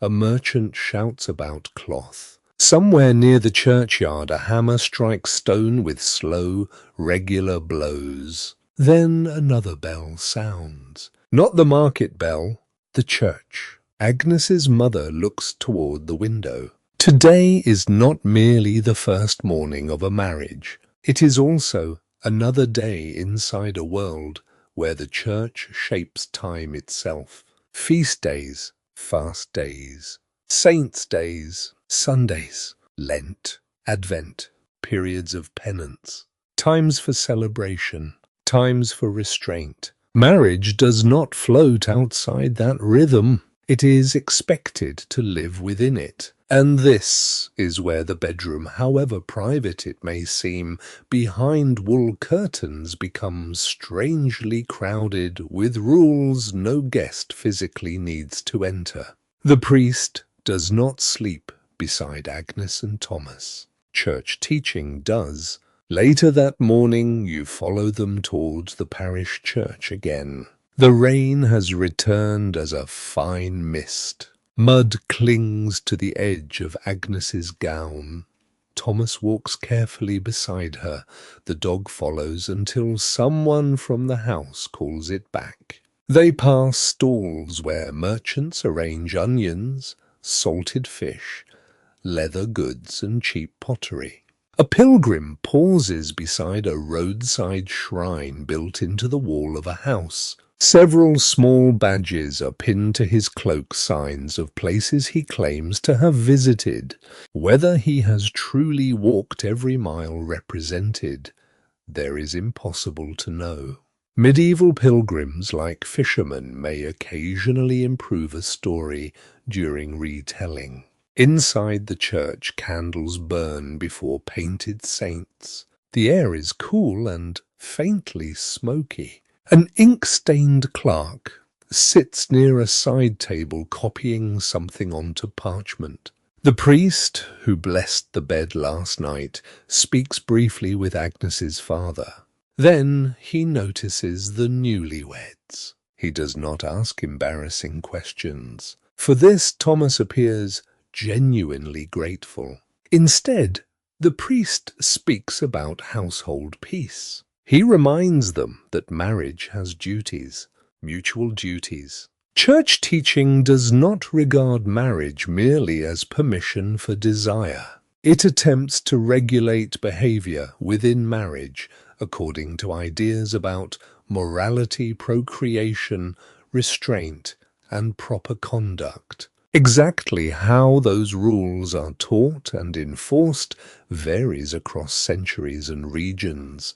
No one can quite agree how closely ordinary couples follow every instruction, but the ideals exist. One of the stranger realities for a modern listener is the number of days on which married intimacy may be discouraged or forbidden by ecclesiastical teaching. Sundays can matter. Major feast days can matter. Periods such as Lent may involve abstinence. Other penitential seasons may do the same. In some traditions, couples are urged to abstain before receiving communion or during particular holy observances. The exact calculations can become complicated enough that a very obedient couple might wonder whether the church calendar contains any convenient evenings at all. Some later writers present enormous numbers of restricted days. Historians debate how literally such totals should be taken in ordinary life. A rule written in a penitential book does not prove that every carpenter, shepherd, merchant, and noble family obeys it perfectly. This is medieval Europe. Half the population cannot agree about the proper price of an onion. Expecting universal precision in private conduct would be ambitious. Still, the principle is clear. The marital bed has moral boundaries. Timing matters. Purpose matters. Moderation matters. Desire itself is treated with suspicion when separated from duty or procreation. For clergy committed to celibacy, marriage is legitimate, but it does not necessarily sit at the highest spiritual rank. Virginity and religious celibacy may be praised as superior states. Marriage, by contrast, provides a lawful framework for family life and sexuality. That does not mean churchmen believe married couples should dislike one another. Affection can be encouraged. Peace certainly is. But passion is expected to remain governed. You look at Thomas. He listens carefully. Agnes listens more carefully still. The priest speaks of marital duty.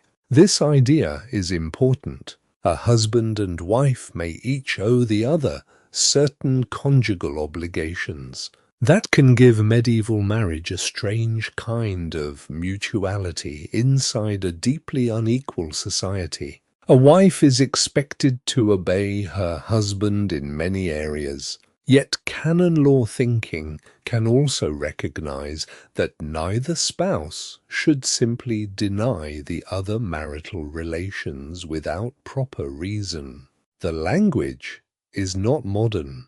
The surrounding society certainly is not equal, but the concept complicates any simple picture of absolute male control. Marriage creates obligations in both directions. Some theologians even describe the spouses as possessing a kind of claim upon one another's bodies. To modern ears, the phrase can sound cold.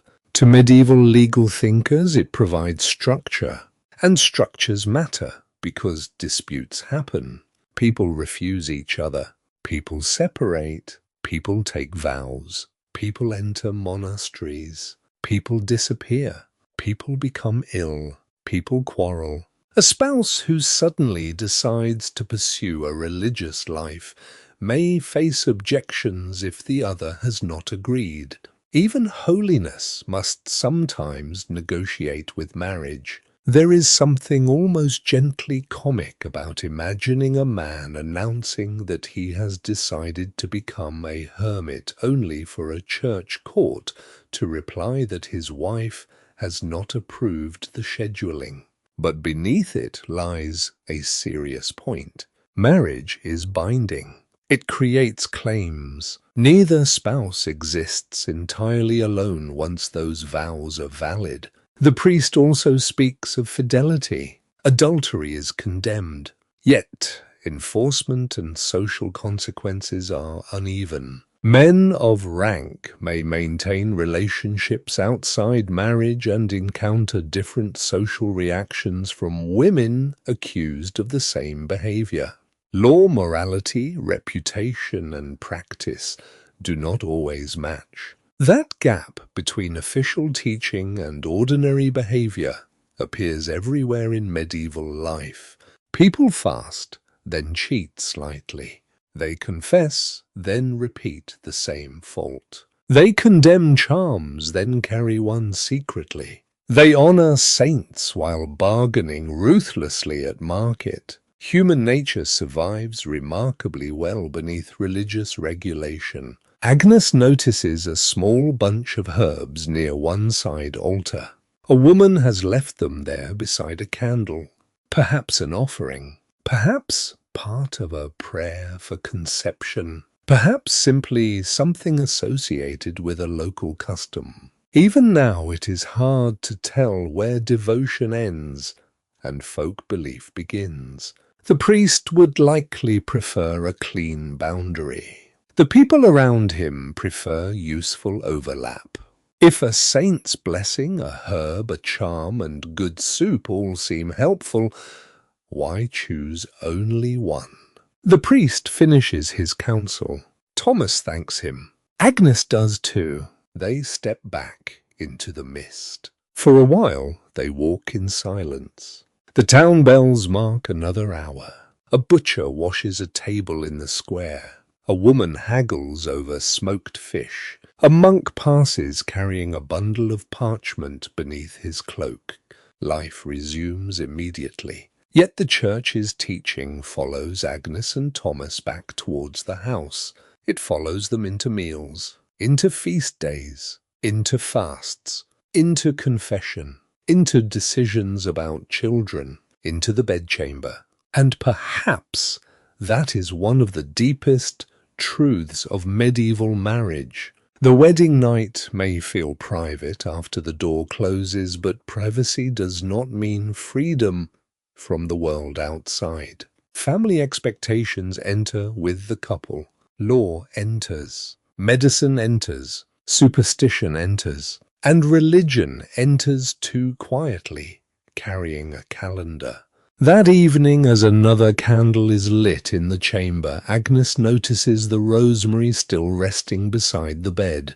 Thomas looks at the little devotional image near the wall, then at her. Neither speaks for a moment. The wind moves softly behind the shutters. Somewhere beyond the roofs, the church bell begins again. And inside the narrow circle of candlelight, marriage continues beneath the watch of rules, prayers, habits, hopes, and compromises that no curtain can completely keep outside. The next morning begins with herbs. Not romance, not poetry, not even breakfast. Herbs. Agnes is barely dressed when her aunt arrives, carrying a small bundle tied with linen thread. The woman places it on the oak chest beside the bed with the solemnity of someone delivering a royal seal. Thomas watches from the doorway. He knows better than to ask. Agnes opens the bundle. Inside are dried leaves, a little rosemary, several seeds, and something that might once have been a root. Her aunt explains that the mixture should be steeped in warm ale. Agnes asks what it is meant to do. The aunt gives her a look suggesting that newly married women should not require explanations for everything. Then she says, "It encourages fertility." Thomas quietly steps backward into the corridor, a wise tactical retreat. The wedding feast is over, the bedding ceremony has ended, and the priest has already offered his advice, but the household has entered a new stage of married life. The remedies begin. You soon discover that fertility in this world sits at the meeting point of medicine, religion, superstition, food astrology, family memory, and whatever someone's grandmother once claimed worked for a neighbor 30 years ago. No one can quite agree where one category ends and another begins. Agnes carries the bundle downstairs. The hearth has been revived. A servant stirs a pot of morning pottage while another woman kneads dough near the window. Smoke collects beneath the soot-black rafters. The dog lies dangerously close to the fire asleep, with the confidence of an animal that has contributed nothing to the household economy. Agnes's aunt asks for warm ale. Her mother objects. Too early, she says. The aunt replies that remedies do not observe the clock. That principle seems extremely convenient for the remedy. Eventually, a small cup is prepared. The herbs are crushed with the back of a spoon. Hot ale is poured over them. The smell is sharp and green. Agnes lifts the cup cautiously. Her mother crosses herself before Agnes drinks. The aunt insists that prayer cannot possibly make the mixture less effective. Nobody knows whether she means this respectfully. The drink tastes dreadful. Agnes's expression confirms it. Her aunt says that is how you know it is medicinal.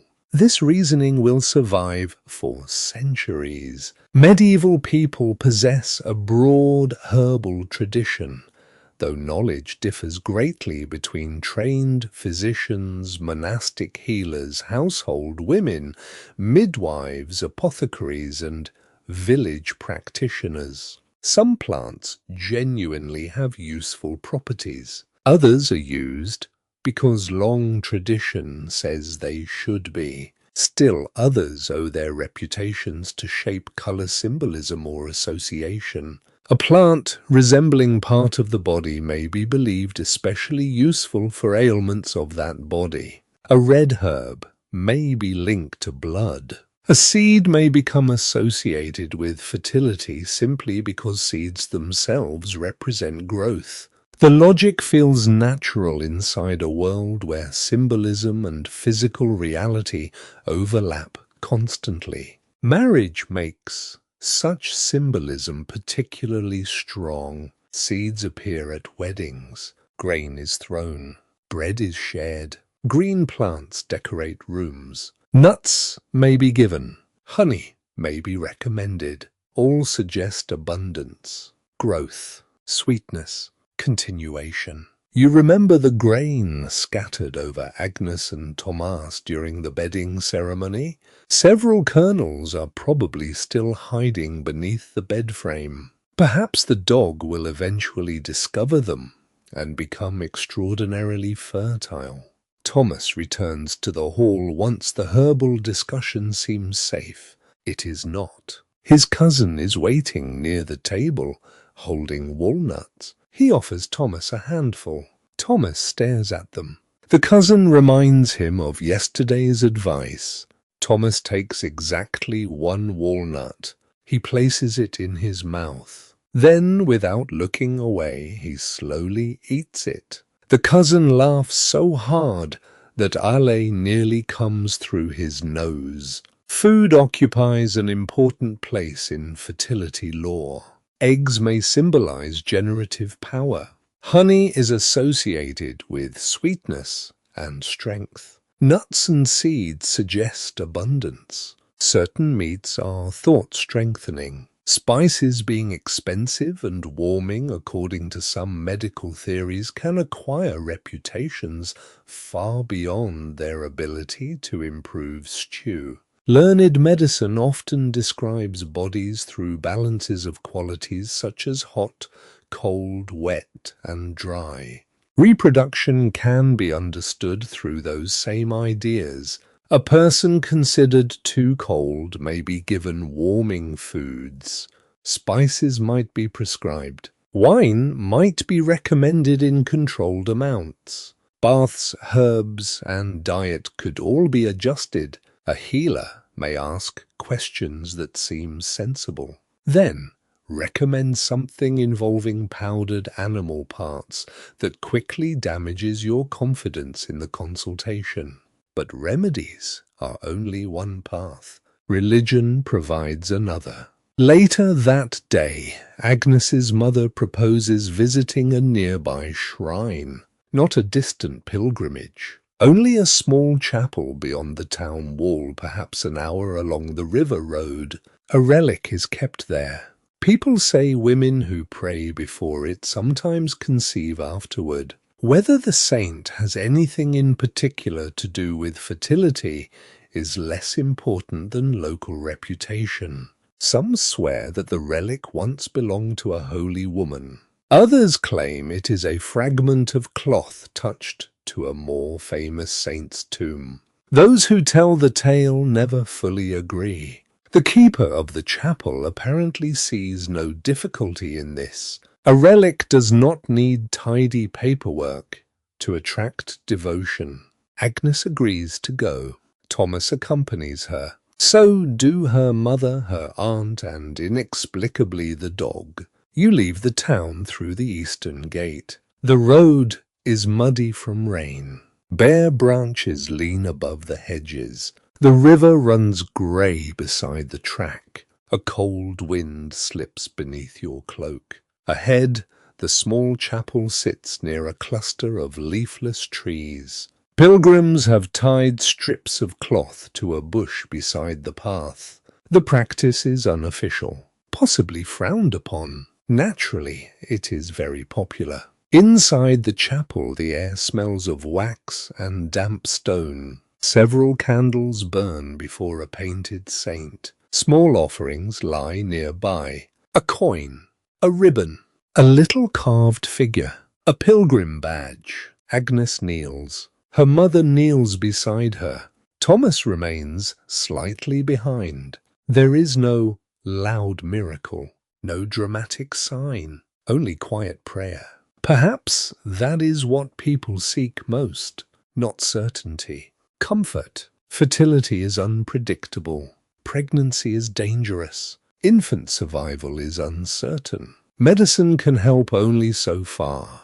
So people create layers of protection. Prayer, relics, herbs, diet, charms, moon phases. Some communities believe conception is more favorable at particular times. Astrological ideas can influence learned medicine too, especially among educated practitioners who consider the position of celestial bodies when selecting treatments or judging health. Ordinary people may simplify such ideas into folk sayings. A waxing moon encourages growth. A full moon strengthens certain works. A particular day is lucky. Another is not. Even now it is hard to tell how seriously every household follows such advice. Probably some people believe deeply. Others follow custom, because their parents did.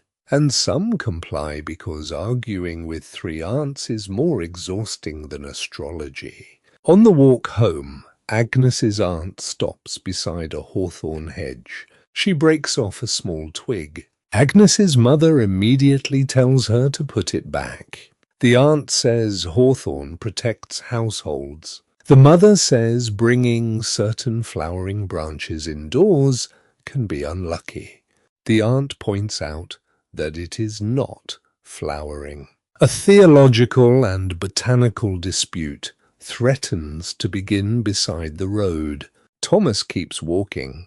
Agnes follows. You admire their instincts. Medieval superstition often contradicts itself beautifully. A plant is protective in one village and unlucky in another. A charm must be tied. No knots are dangerous. Iron guards against spirits. But certain objects must never touch iron. A moon phase helps conception, unless the local midwife says the opposite.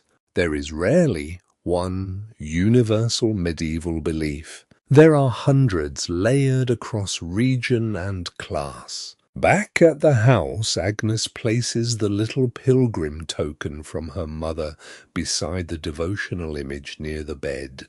She does not throw away the herbs either. She keeps both. That may be the most medieval decision possible. Why choose between heaven and rosemary when you can have both? Thomas sets the remaining walnuts on the chest. Agnes looks at them, then at him. He says nothing. She begins laughing. Soon he does too. The laughter is soft. The pressure has not vanished. Children are still expected. The household will still watch the passing months. If no pregnancy comes, more remedies may appear, more prayers, more advice, perhaps even blame.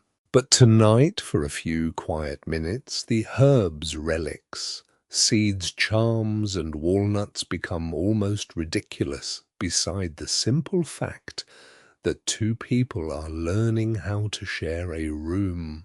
The candle burns steadily. Wind touches the shutters. The rosemary beside the pillow has begun to dry. Outside, the monastery bell marks another hour. And in the dim bedchamber, surrounded by every remedy the medieval world can offer, Agnes and Thomas settle beneath the wool blanket, knowing that no charm can promise them a child, but hope in this age is rarely allowed to travel alone.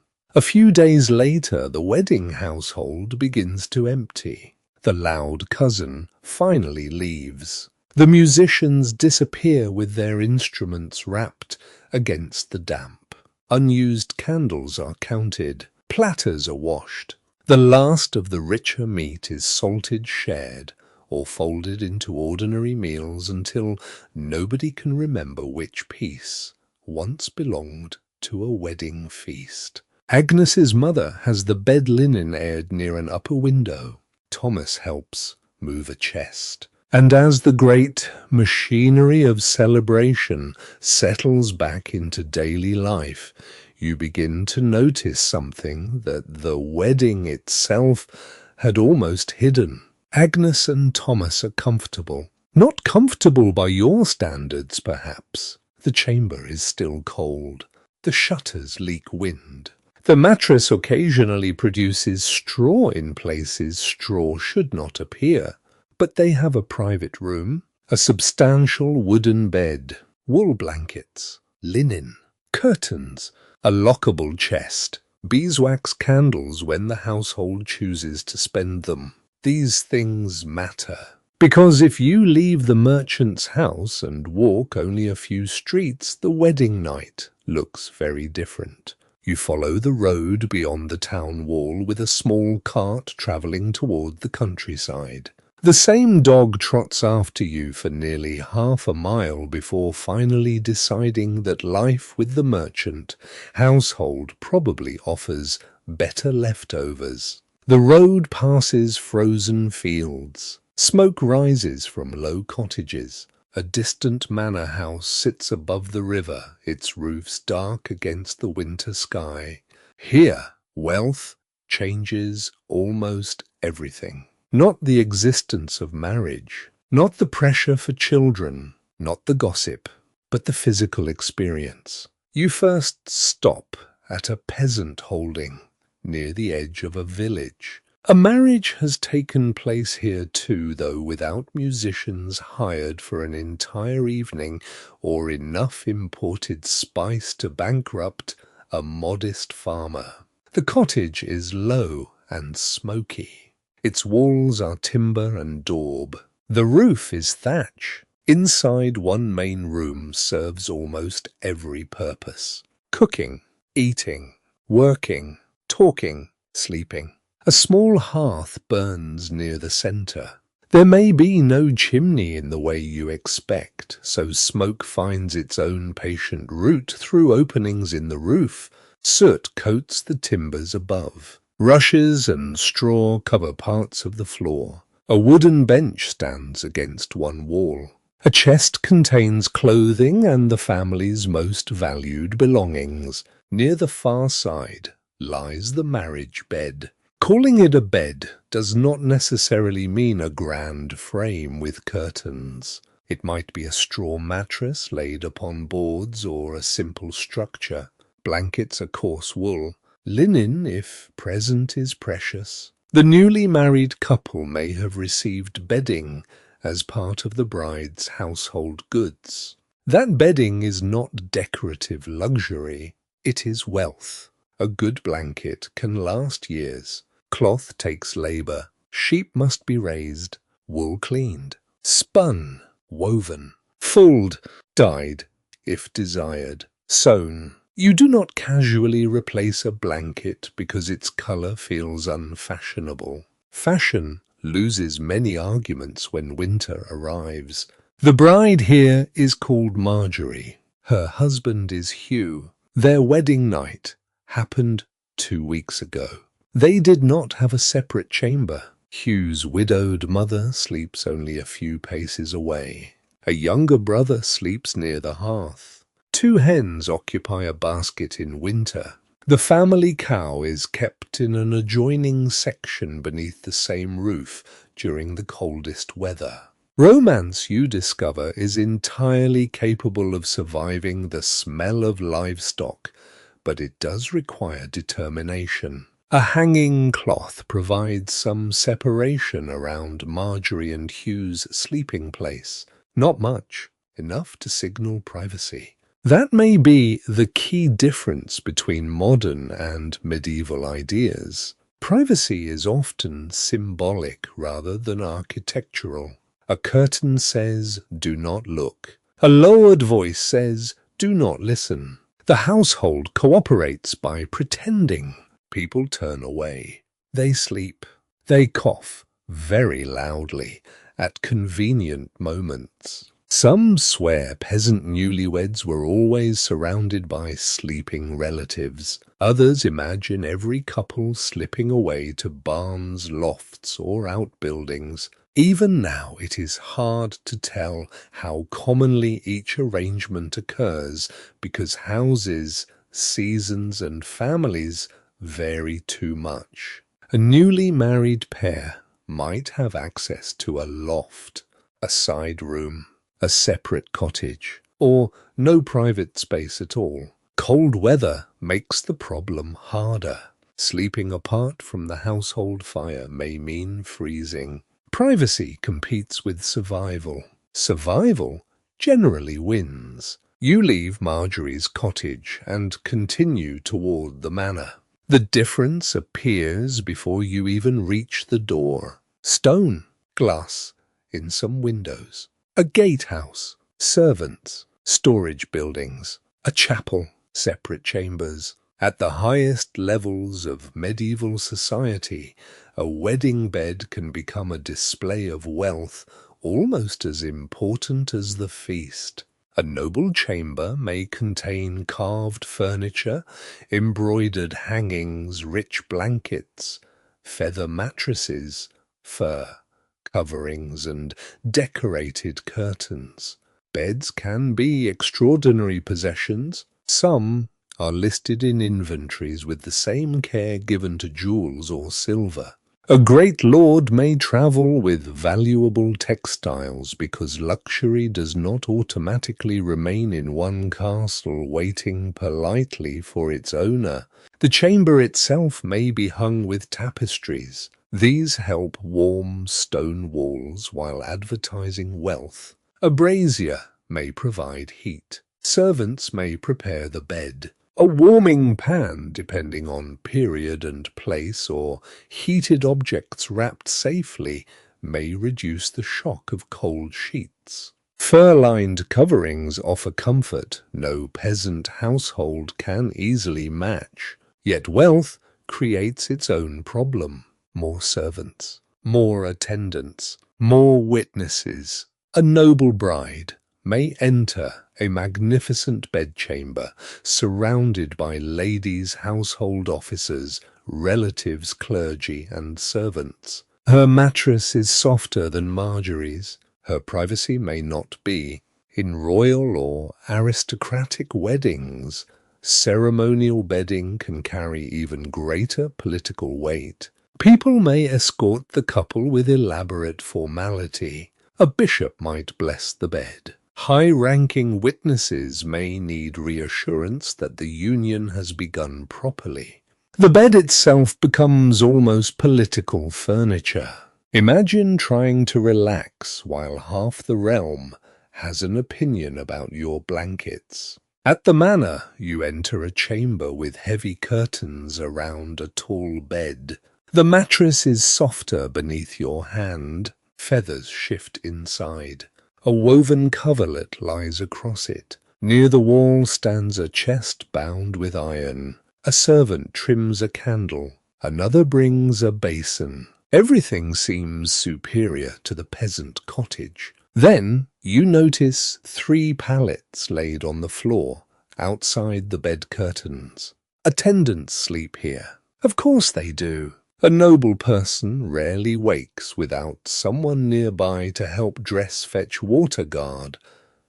Valuables, carry messages, tend the fire, or respond in an emergency. Service itself destroys solitude. The richer you become, the more people are required to maintain your comfort. A strange bargain.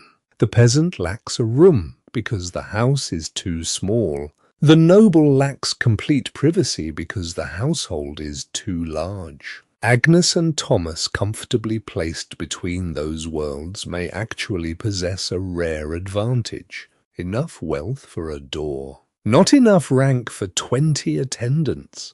Back in the village, evening settles quickly. Frost begins whitening the fields. You watch smoke rise from cottage roofs while bells sound from the little church. Inside one house, pottage simmers over the hearth. Inside another, a newly married couple sits beneath a rough wool blanket. At the manor, servants pull embroidered curtains around a feather bed. In town, Agnes folds her linen into a chest.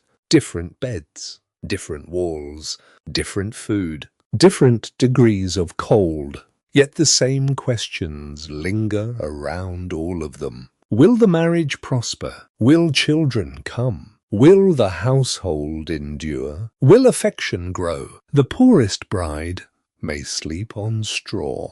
The richest may sleep beneath silk and fur.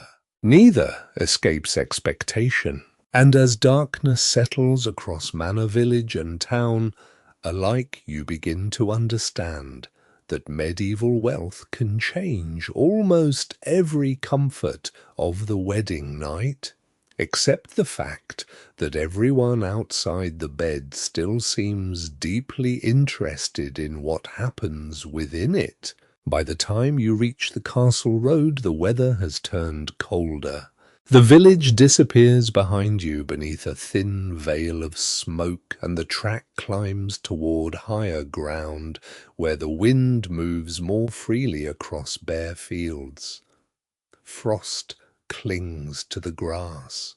A line of crows lifts from a ploughed strip of earth and circles toward the distant woods. Ahead, beyond a shallow valley, a stone keep rises above the landscape. It is not enormous, but it dominates everything around it. Walls, tower, gatehouse, a chapel roof, a cluster of timber buildings pressed inside the outer defences. You smell wood smoke before you reach the gate, then horses, then wet wool. A guard leans beneath the arch with a spear tucked against his shoulder, while a clerk nearby checks a wagon carrying barrels and folded cloth into the courtyard. Here marriage feels different again, not because noble people are incapable of affection. They are. Not because every aristocratic marriage is arranged without consent. That would be too simple. But among families who hold land, titles, military obligations, and political influence, marriage can become a tool powerful enough to alter the fortunes of entire regions. Agnes's marriage connected 2 prosperous households. A noble marriage may connect lordships, castles, claims, alliances, sometimes kingdoms. And when marriage carries that much weight, the wedding night becomes something more than a family expectation. It becomes a political event. Inside the keep, servants hurry across the great hall carrying firewood. Rushes cover the floor. A tapestry hangs against one wall, softening both the stone and the cold. Two hounds sleep near the hearth. At the high table, an elderly steward reviews a parchment with an ink-stained clerk. The document concerns a marriage, not one happening today, one planned for months from now. The bride is the daughter of a neighboring lord. The groom is the younger son of this household. Their fathers have negotiated over land, income, rights, payments, possibly military support, perhaps access to a road or river crossing. A marriage agreement can settle disputes that swords have failed to settle politely. It can also create disputes that swords will later be asked to settle impolitely. No one can quite agree whether medieval marriage brings more peace than conflict. It does both with impressive efficiency. The clerk reads aloud from the parchment. A dowry is discussed. So is the property intended for the bride's support. The exact arrangements differ across region and legal tradition. But among noble families, marriage contracts may specify estates, rents, cash, jewelry, household goods, and inheritance rights in painstaking detail. Nothing about this resembles a romantic ballad. No harp, no moonlight, just two men debating annual revenue from a mill. Yet this mill may determine whether a young woman lives comfortably if she becomes a widow. That makes the conversation far more important than it sounds. The bride herself is not present. She is perhaps 15 miles away, perhaps 50, perhaps in another kingdom. Her future can be negotiated across a table while she is nowhere near the room. This is one of the harsher realities of elite medieval marriage. Political usefulness can outweigh personal preference. The higher the stakes, the more heavily family strategy presses upon the match. A daughter may be promised while still young. A son may be expected to marry someone he has barely met. Betrothals can be arranged years before the actual wedding. Some are later broken. Others proceed. Some couples grow close. Others merely learn to coexist. Those who tell the tale never fully agree whether particular famous marriages were affectionate, dutiful, hostile, or simply complicated because public records preserve alliances more readily than private tenderness. What they do preserve very well is anxiety about heirs. A noble household needs continuity. Land and title must pass somewhere. A legitimate son is often preferred, though inheritance customs vary. Daughters may inherit in some circumstances. Collateral relatives may have claims, but uncertainty is dangerous. If a lord dies without a clear heir, rival branches of the family may begin looking at one another in ways that make everyone near a sword rack nervous. So fertility becomes political. The wedding bed becomes political. And a bride's body, uncomfortable as the truth is, may become part of dynastic strategy. You pass through a corridor toward an upper chamber. An old woman is directing servants as they shake out a heavy coverlet. The bed is large, curtained, and carved. A brazier gives off weak heat nearby. Fur-lined robes hang from pegs. A chest contains folded linen. This may be the chamber prepared months from now for the noble bride. It looks luxurious. It also looks like a place already occupied by expectations. The steward later explains that the marriage must be completed properly. He does not say more. He does not need to. Among the nobility, consummation can become especially important because an unconsummated marriage may be easier to challenge under certain legal circumstances than one fully established. Politics, therefore, develops an awkward interest in what happens after the chamber door closes. This does not mean witnesses necessarily remain to observe intimacy. Again, later imagination often makes ceremonial bedding sound more intrusive than every real example was. But high-ranking attendants may escort the couple. They may see them placed together in bed. Clergy may bless them. Household officers may later testify that the couple shared the chamber. For political families, such witnessing can provide reassurance.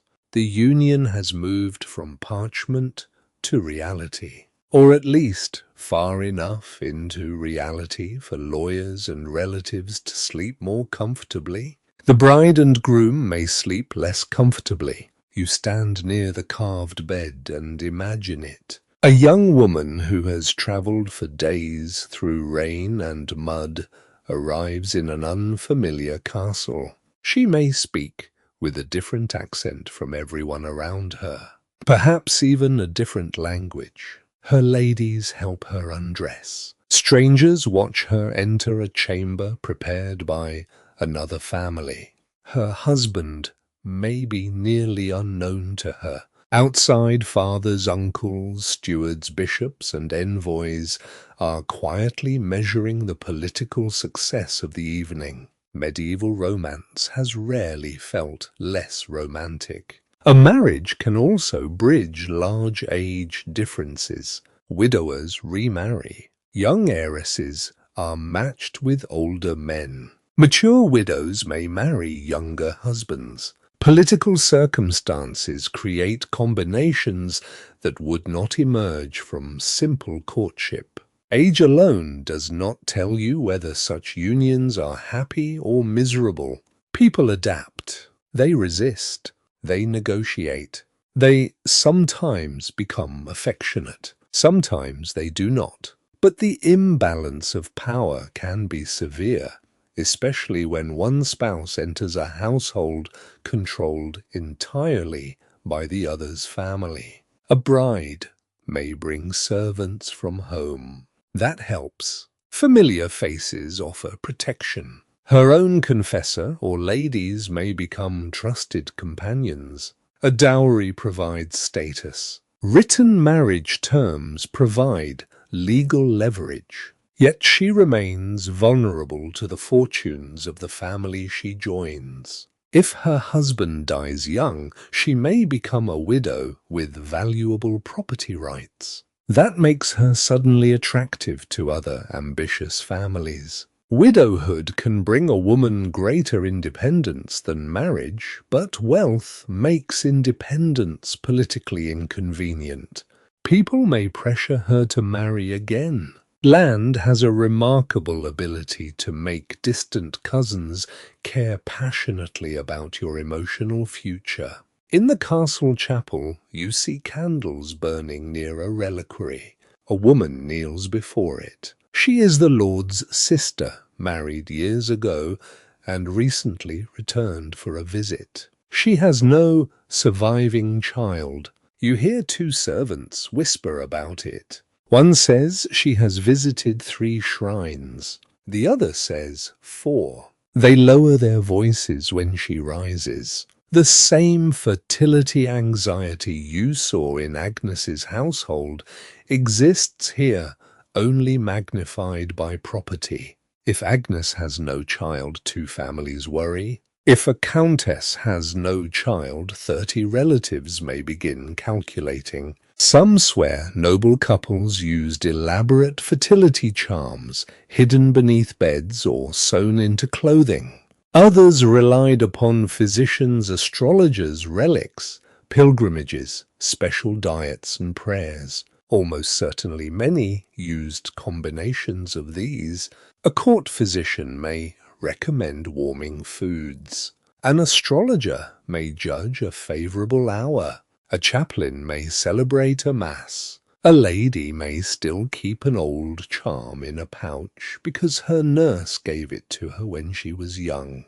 Even palaces contain superstition. Stone walls do not make people less frightened of uncertainty. That evening you sit near the castle hearth while the steward folds the marriage parchment. The seal hangs from it. Wax, ribbon, promises, land, income. Everything appears orderly, yet no document can guarantee affection. No contract can promise children. No priest can ensure that two strangers will become companions.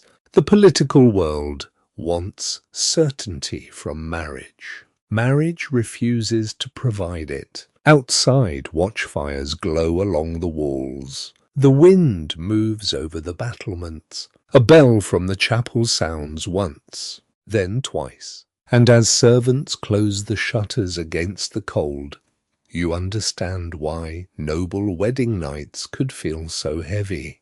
Behind the curtains might sit only two people, but waiting beyond them are estates, bloodlines, treaties, rival cousins, anxious parents, clerks with parchment, and generations not yet born. The castle sleeps badly. It is too large for silence. Even after the great hall empties and the last cups are carried away, there are servants crossing passages with lanterns, guards changing watches along the walls, horses shifting in the stables, and cooks beginning tomorrow's work before tonight has entirely finished. Wind presses against the shutters. A dog growls somewhere beneath a staircase. From the chapel comes the faint scrape of a door closing after late prayer, and behind one heavy oak door, somewhere in the upper chambers, a married couple disappears from public view. That should be the end of everyone else's involvement. It rarely is, because once the candles die, rumour wakes. You discover this the following morning in the castle kitchen. The room is already warm when you enter. A fire burns beneath an iron pot. Bread dough rests beneath cloth. Smoked fish hangs near the wall. An elderly cook slices onions while two younger servants carry water from the courtyard.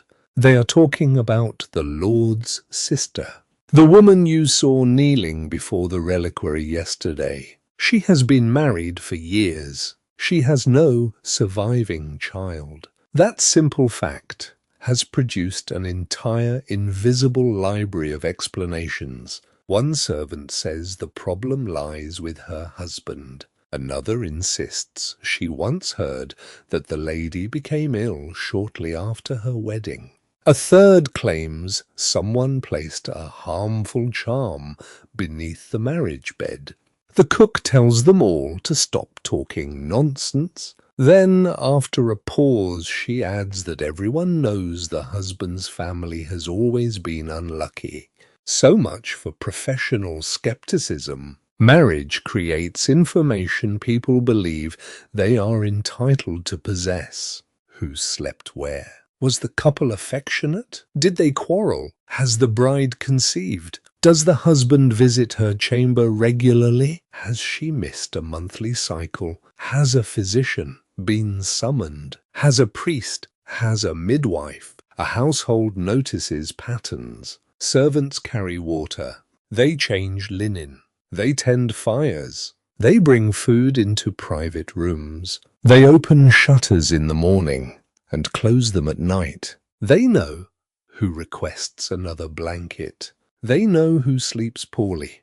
They know which doors remain locked. A noble household may contain dozens or even hundreds of people whose work depends upon observing details their employers would rather consider private. The walls have ears because the ears are being paid wages. Some rumours begin innocently. A maid sees an untouched supper tray. A chamber servant notices a husband sleeping elsewhere. Someone hears an argument through a tapestry-covered wall.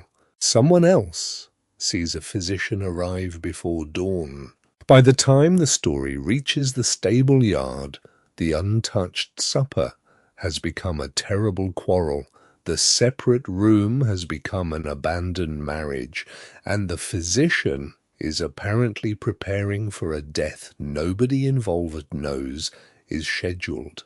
Gossip does not require evidence. It merely prefers scenery. Medieval communities are especially fertile ground for it because reputations matter deeply. Marriage determines legitimacy. Legitimacy determines inheritance.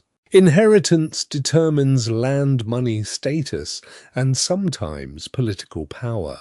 So, rumors about the marriage bed can become dangerous. Suppose a noble woman gives birth unusually soon after her wedding.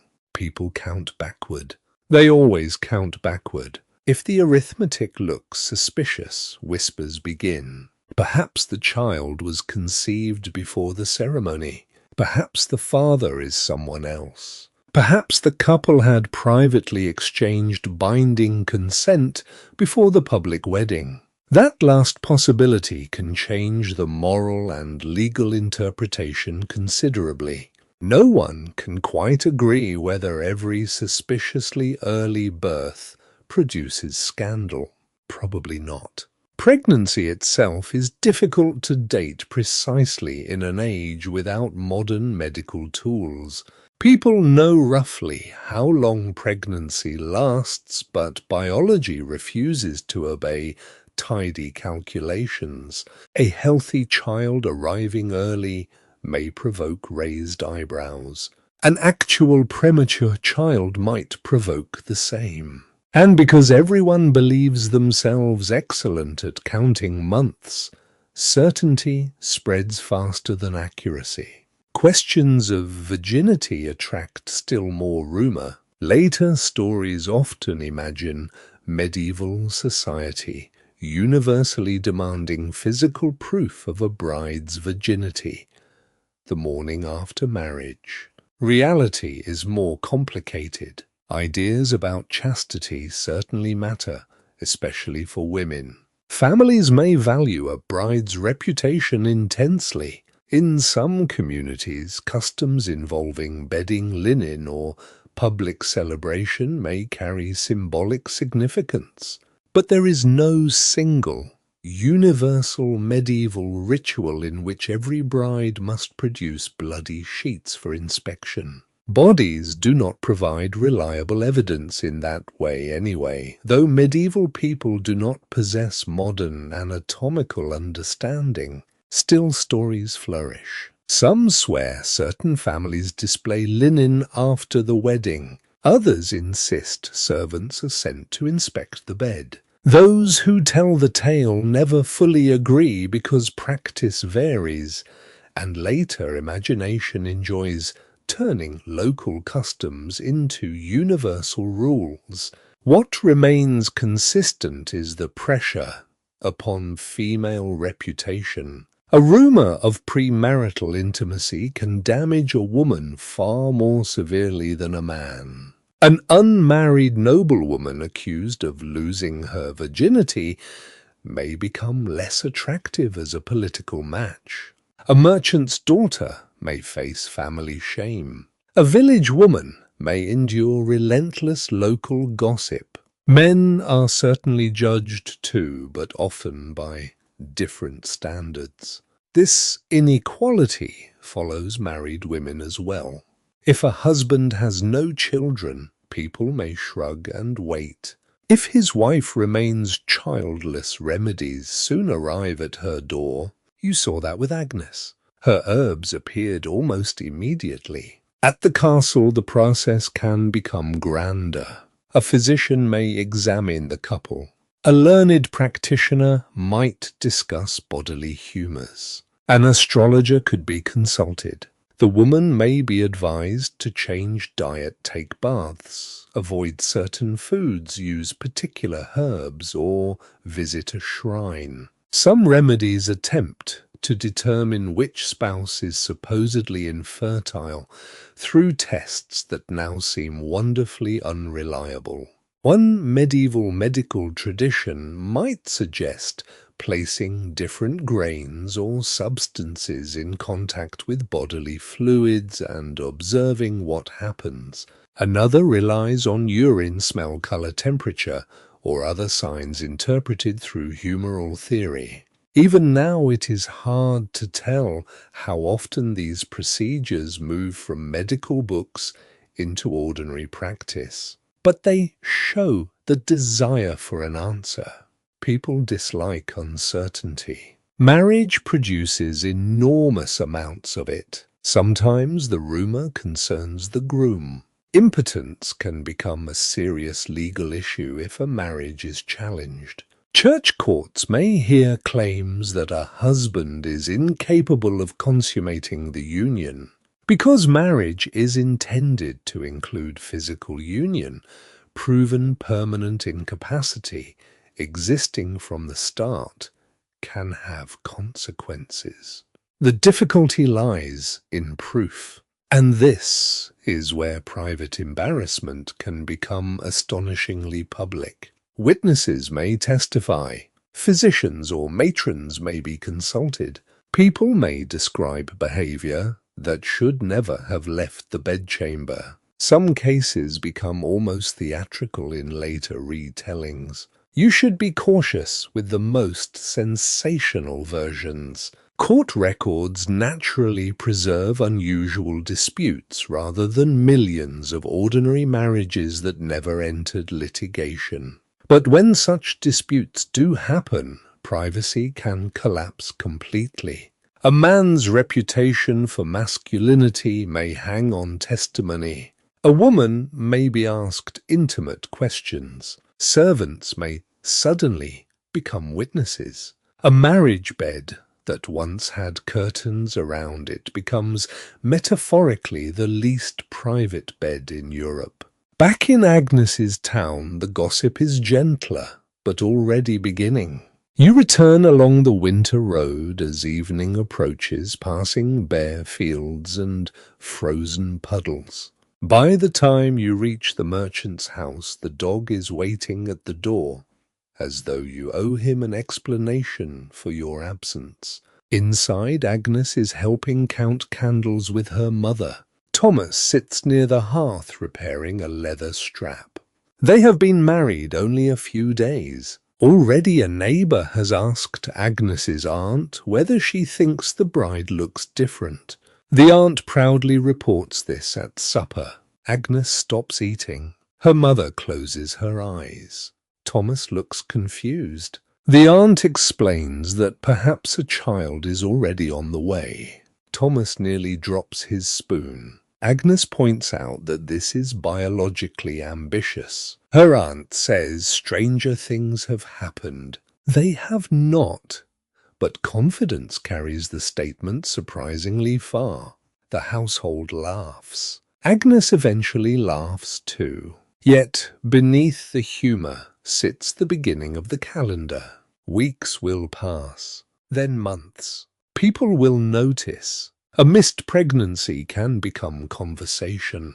A pregnancy can become conversation. A difficult birth. A healthy child. A child who resembles the wrong uncle a little too strongly. All become material for stories. Marriage does not silence gossip. It feeds it. That night, the hall settles earlier than usual. The half-burned candle from the wedding chamber has finally been replaced. Rain taps softly against the shutters. Agnes and Thomas climb the stairs together. Behind them, the aunt is still whispering to Agnes's mother. At the top of the staircase, Thomas pauses. He looks down. Then he closes the chamber door with deliberate care. The iron latch falls. For a few hours at least the household is kept outside. But beyond the oak, beyond the stone walls, and beyond the sleeping town, rumour waits patiently for morning. Morning enters Agnes's chamber with the smell of bread. Not flowers, not incense, not anything remotely poetic, bread? Somewhere downstairs, a servant has opened the oven and the warm scent rises through the house with smoke from the revived hearth. Outside, carts are already grinding through the mud of the market square. A monastery bell rolls across the roofs, slow and heavy, while a second smaller bell answers from another parish farther away.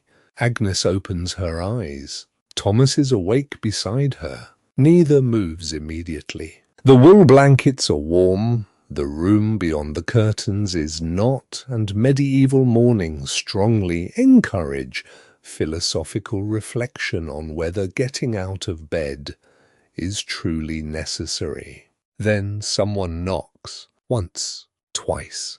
Thomas stares upward. Agnes smiles. The household has remembered them. Again. Her mother enters carrying a basin, followed by a servant with folded linen and a small tray of bread, cheese, and weak ale. This time there is less ceremony than on the morning after the wedding feast. That itself matters. The great threshold has already been crossed. Agnes is no longer being treated as a bride moving toward marriage. She is now a married woman, expected to wake, dress, eat, pray, supervise work, and fit herself into the ordinary machinery of household life. The transformation is less dramatic than the wedding. Perhaps that is why it feels more real. Her mother sets the basin near the chest. Thomas rises and pulls on his wool hose and tunic, while Agnes's servant turns discreetly away. He runs both hands through his hair and gives up immediately. Marriage has already begun lowering standards. He leaves for the hall. Agnes washes her face and hands. Cold water stings her fingers. Soap exists, though not always in the pleasantly scented form you might expect, and washing routines vary by class and household. A basin, linen cloth comb, and perhaps scented water can form part of a respectable morning routine. Her mother helps fasten her gown. Then comes the belt. The pouch, the keys. Those keys are new. Only a few. One opens a small chest. Another belongs to a storage cupboard, yet Agnes holds them carefully. Iron keys may seem ordinary, but in a household they symbolize responsibility. A wife who manages food stores, linen, candles, brewing supplies, clothing, servants, or household accounts needs access. She also needs judgment. A winter storehouse does not refill itself. Too much grain eaten in January means hunger in March. Too many candles burned for convenience means darkness later. Too much ale disappearing into servants requires either discipline or a remarkably festive workforce. Her mother closes Agnes's fingers around the keys. No speech, just the gesture. Agnes understands. Yesterday's bride is becoming tomorrow's household mistress. Downstairs, the remains of the celebration have almost vanished. The tables are back in their usual positions. The floor has been swept and covered with cleaner rushes. Only a stain near the hearth hints that Thomas's cousin once attempted to carry 3 cups at the same time. The dog is sleeping directly beside it. Thomas sits with his father over a wooden trencher of bread and cheese. Agnes joins them. Nobody cheers. Nobody throws grain. Nobody makes an announcement. And this quiet breakfast may be more important to married life than everything that happened during the feast. The household begins to treat them as a unit. When a servant asks how much smoked fish should be brought from the storehouse, she looks first toward Agnes. When Thomas's father discusses the road beyond the river, He includes Thomas in plans that now concern two people rather than one. A chest of Agnes's possessions will be moved, certain accounts will change, gifts received at the wedding must be recorded. Debts from the feast may still need paying. Marriage has become administration. The romance of parchment is rarely discussed by poets. Near Agnes's elbow lies a folded cloth given by one of her relatives. It is part gift, part practical household wealth. Textiles make excellent wedding presents because textiles are always useful. Sheets, toweling, blankets, table linen, clothing cloth.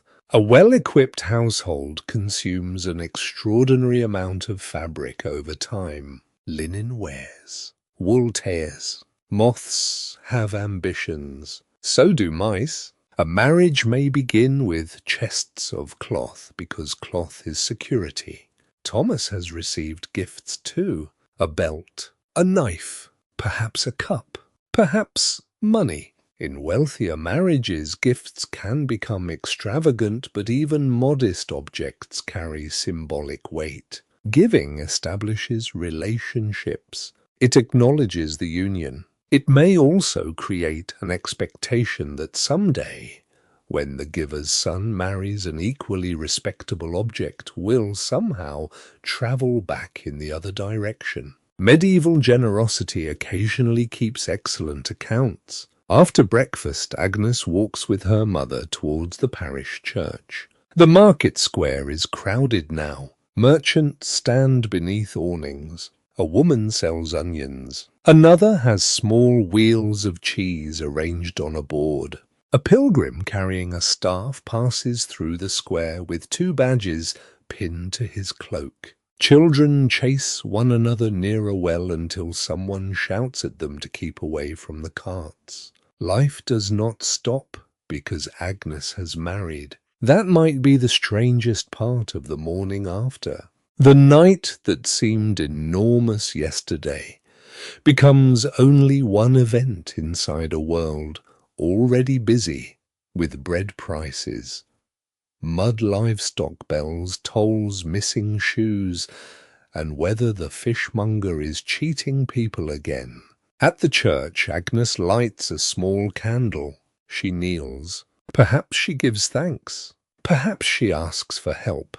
Perhaps both. Medieval marriage often continues to be marked by ritual after the wedding itself. Couples attend Mass. Women may later undergo churching after childbirth. Families make offerings. Anniversaries may be remembered. Prayers for fertility continue. Prayers for safe pregnancy may replace them. Then come prayers for surviving children. Marriage is not one sacramental moment frozen in time. It becomes woven into repeated religious practice. Agnes's mother whispers something about Saint Margaret, whose cult is strongly associated in many places with childbirth. Women may appeal to saints for protection during pregnancy and labor. Charms, prayers, relics, and written texts can all enter the process. Some women possess small rolls containing prayers or sacred words believed to offer protection.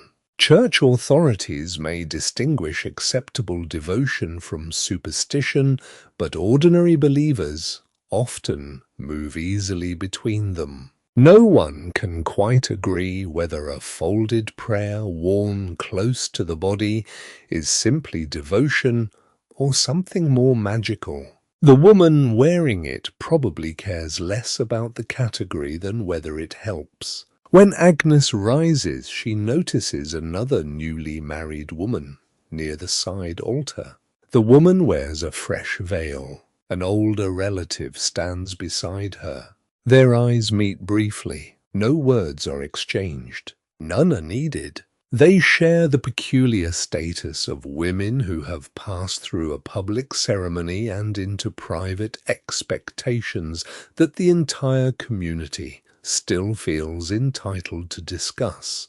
Outside, Agnes's aunt is waiting. Of course she is. She asks whether Agnes slept well. Agnes says yes. The aunt pauses. Agnes gives her a look. The aunt wisely changes the subject to turnips. It may be her greatest act of restraint all week. Back at the house, work continues. Agnes checks linen in the chest. She watches a servant measure grain. She asks how many candles remain. Thomas helps prepare the small cart that will carry possessions toward his family's holding. Marriage may eventually move Agnes away from the house where she grew up. That is another quiet loss hidden beneath the wedding feast. A bride often joins her husband's household or establishes a new home connected to his family.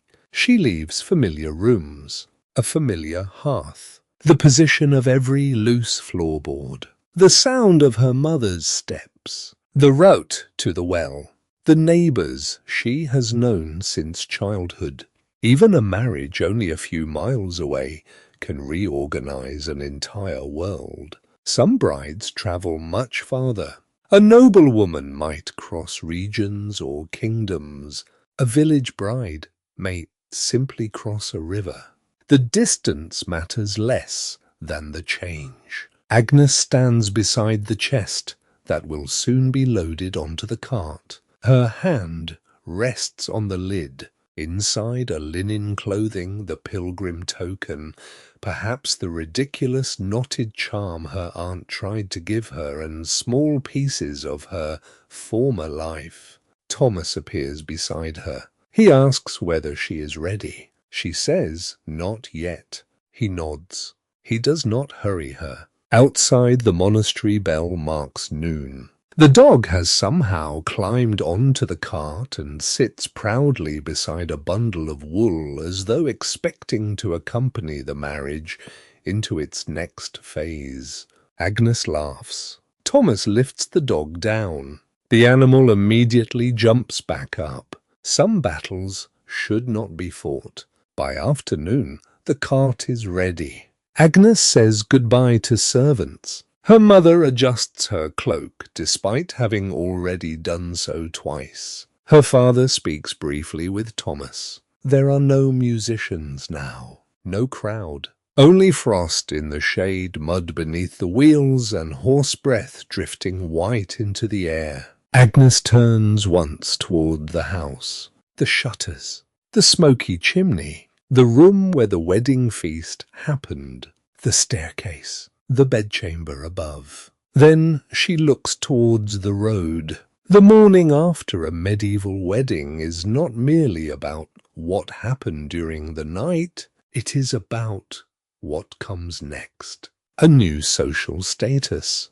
new duties, new expectations, new keys, a different household, and a future measured not by one candle burning behind curtains, but by seasons, harvests, winters, births, illnesses, feasts, losses, years. Thomas offers his hand as she steps towards the cart. Agnes takes it. The wheels begin to move. Behind them, the merchant's house grows smaller. Ahead, the road follows the river through pale winter fields. And with the bells fading behind you, the wedding night finally recedes into memory, leaving the much longer, quieter work of marriage to begin. The road follows the river for most of the afternoon. Agnes rides beside the cart beneath a fur-lined cloak, while Thomas walks near the horse, one hand resting occasionally against the wooden sideboard when the wheels sink into mud. Behind them, the town has vanished beyond a low ridge. Ahead, fields stretch beneath the pale winter sky, broken by hedges, frozen ditches, and distant farmsteads, sending thin smoke into the cold air. The dog has won. After being lifted from the cart 3 separate times, It simply followed on foot until Agnes finally allowed it to climb beside the chest. It now sleeps on a folded sack as if the entire marriage procession has been arranged for its comfort. Thomas glances at it. He says nothing. Marriage has already taught him to recognize unwinnable arguments. You walk beside them as afternoon slowly turns toward evening. The road is quiet. A monk passes in the opposite direction, his dark cloak gathered tightly against the wind. Farther along you find a small roadside shrine beneath an ancient oak. Someone has left a sprig of winter greenery there, along with a cheap pilgrim badge, darkened by rain. Agnes pauses. She crosses herself. Then the journey continues. Only a few days have passed since you first saw her sitting beside her father's hearth, while relatives folded cloth and discussed her future. Yet the wedding already feels strangely distant. The vows, the bells, the feast, the ale, the laughter, the rosemary, the bedding party crowding around the bed, the half-burned candle, her mother asking whether another blanket was required, Thomas's cousin delivering medical advice involving walnuts. All of it is becoming memory, and perhaps that is the simplest way to understand the uncomfortable truth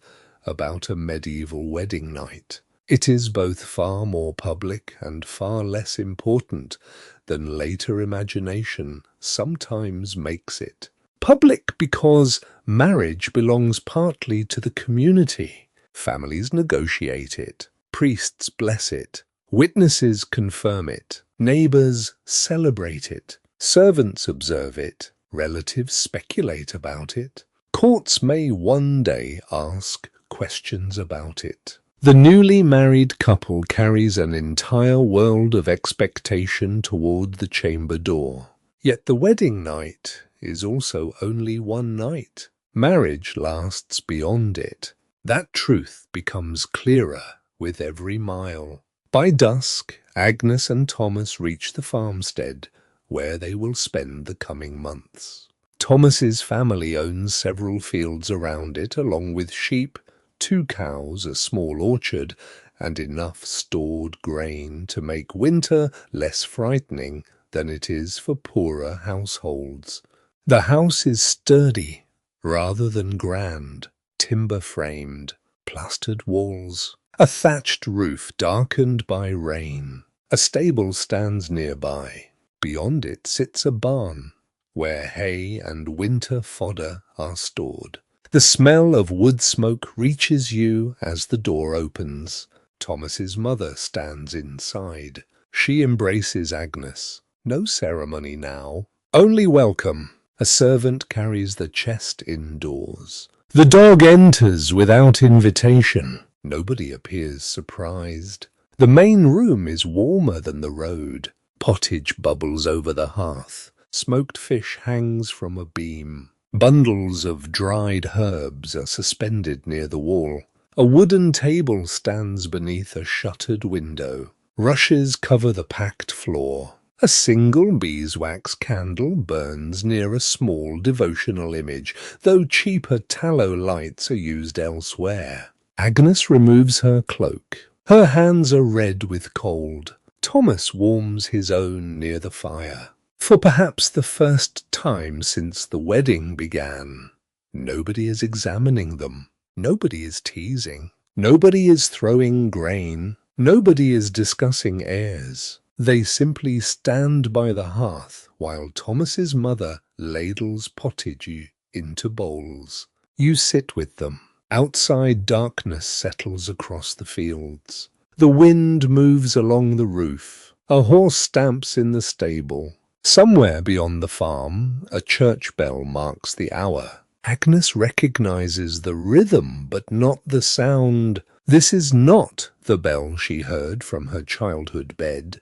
That small difference catches her attention. She listens until the final note fades. Then she eats. The meal is plain: peas, onions, a little bacon, coarse bread. Allez! After the richness of the wedding feast, it almost feels restful. Thomas's mother speaks about practical matters. A ewe may lamb early. One roof panel needs repairing. The winter storehouse must be checked because mice have found a sack of oats. There is a market in 3 days. A tenant farther down the road has been ill. Ordinary life begins closing around the newlyweds, and ordinary life is where medieval marriage truly lives. Not inside the wedding chamber alone, in shared work. Agnes will learn this house. She will discover where linen is stored, which servant cannot be trusted near the ale barrel, how quickly the firewood disappears in January, which section of roof leaks, when the hens begin laying more regularly, which neighbour borrows everything and returns nothing.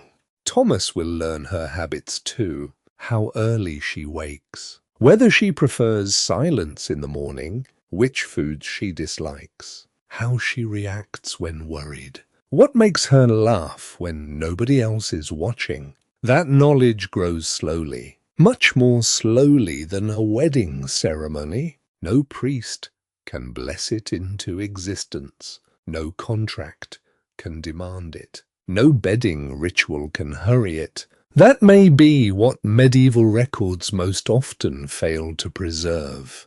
They preserve extraordinary marriages, royal alliances, annulments, inheritance disputes, scandals, court cases, dowries, deaths. But millions of quiet marriages disappear almost entirely. A husband repairs a door while his wife brews ale. A woman sits beside her sick husband through a winter fever. A man carries water while his wife recovers after childbirth. Two people argue about grain. They share bread. They bury parents. They raise children, if children come. They mourn them if they do not survive. They grow old if fortune permits. Some marriages are cruel. Some are lonely. Some are affectionate. Many are probably all sorts of things at different moments. No one can quite agree whether people in the medieval world think of romantic love and marriage in exactly the relationship you expect today. Courtly poems often place idealized love outside ordinary married life. Marriage contracts speak the language of property. Church law speaks of consent and obligation. Yet letters, stories, wills, and small surviving details sometimes reveal genuine tenderness between husbands and wives. Reality refuses to stay inside one category. A marriage arranged for practical reasons can become loving. A marriage begun from affection can become unhappy. A politically useful match can produce companionship. A promising match can collapse into bitterness. The Middle Ages do not possess one kind of marriage any more than your own age does. Later that evening, Agnes and Thomas are shown their chamber. It is smaller than the one in her father's house. There is an oak bed with a straw and wool mattress, 2 blankets and simple curtains. A chest sits at its foot. An iron key hangs nearby. The walls are plastered.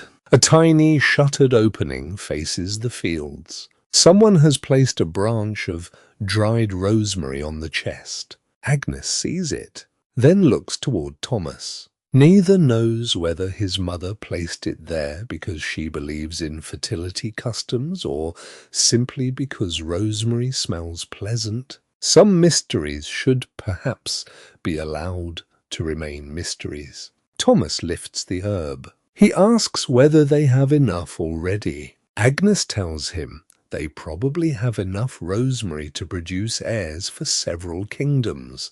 He places it back. A light joke, nothing more.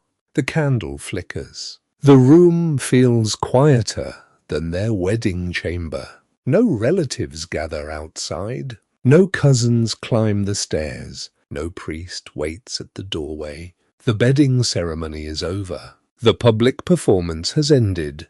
What remains is marriage without an audience. And that difference changes everything. For medieval couples, the uncomfortable wedding night can contain contradictions. It may be sacred and embarrassing, private and public, tender and political, hopeful and frightening. The bride may enter it carrying pressure about chastity, fertility, childbirth, obedience, and reputation. The groom may carry expectations of masculinity, household authority, fertility, and confidence. Neither has modern medical knowledge. Neither possesses modern privacy. Both live inside religious teachings, family obligations, folk beliefs, and legal structures that reach directly toward the bed. Yet neither is merely a victim of those structures. They joke, negotiate, refuse unwanted cups of ale, close doors, draw curtains, ignore relatives, keep useful customs, laugh at ridiculous ones, choose kindness when they can. Perhaps that is why Agnes giving Thomas the warmer side of the hearth tomorrow will matter more than all the grain thrown over them at the wedding. Perhaps Thomas waiting when Agnes says she is not ready to leave her childhood house matters more than the public confidence expected of him. Marriage survives through such small acts, not always, but sometimes, and history tends to overlook them, because nobody thinks to write down that a husband moved a blanket toward his wife on a cold night. The wind rises. Thomas closes the shutters. Agnes kneels briefly beside the bed. She touches the little pilgrim token hidden within her pouch. The knotted charm from her aunt remains packed in the chest. The rosemary remains beside it. Prayer and superstition continue living politely within a few inches of one another. Outside, a dog scratches at the chamber door. Thomas opens it. The animal walks in turns 3 circles near the hearthstone and lies down. Agnes says nothing. Apparently, the marriage now includes a dog. The candle burns lower. You look once more around the room. The wool blankets, the oak door, the iron latch, the soot-darkened beam, the herbs, the chest. The familiar objects that have followed you through this journey now settle into stillness, and you realize that the uncomfortable truth is not simply that medieval people had less privacy than you. It is that their most intimate moments existed inside a dense web of other people's expectations. Family, church, law, medicine, superstition, property, reputation, inheritance, all stood invisibly beside the marriage bed. Yet once the voices outside finally quieted, 2 human beings remained beneath the blankets, and no legal document, sermon, charm, or rumor could completely determine what they would make of the life that followed. The fire settles deeper into the hearth now. Outside the little farmhouse, winter darkness rests over the fields, softening the hedges and hiding the muddy road beneath a thin silver frost. The stable has gone quiet. The sheep no longer stir. Far away beyond the black line of trees, a church bell sounds one last time and then allows the countryside to become still. Inside, Agnes draws the bed curtain. Thomas lowers the candle. The dog sleeps curled near the dying warmth of the hearth, its breathing slow and steady. The room becomes smaller, warmer, quieter. All the noise of the wedding has faded now, the fiddle, the cups, the laughter, the footsteps outside the chamber door, the whispered advice, the anxious prayers, and every curious voice that believed it had some small claim upon the night. None of those voices matter here, not for this moment. There is only the faint scent of rosemary wool beneath your fingers, cold air pressing softly against the shutters, and the orange glow of one last coal sinking into ash. You can leave the castle walls behind now. Leave the market square, the church door, the muddy road, the crowded feast. Let the monastery bells drift farther away. Let the torches along the gatehouse disappear one by one. Let the horses settle beneath their blankets and the watchman pull his cloak tighter against the wind. The medieval world grows dim around you.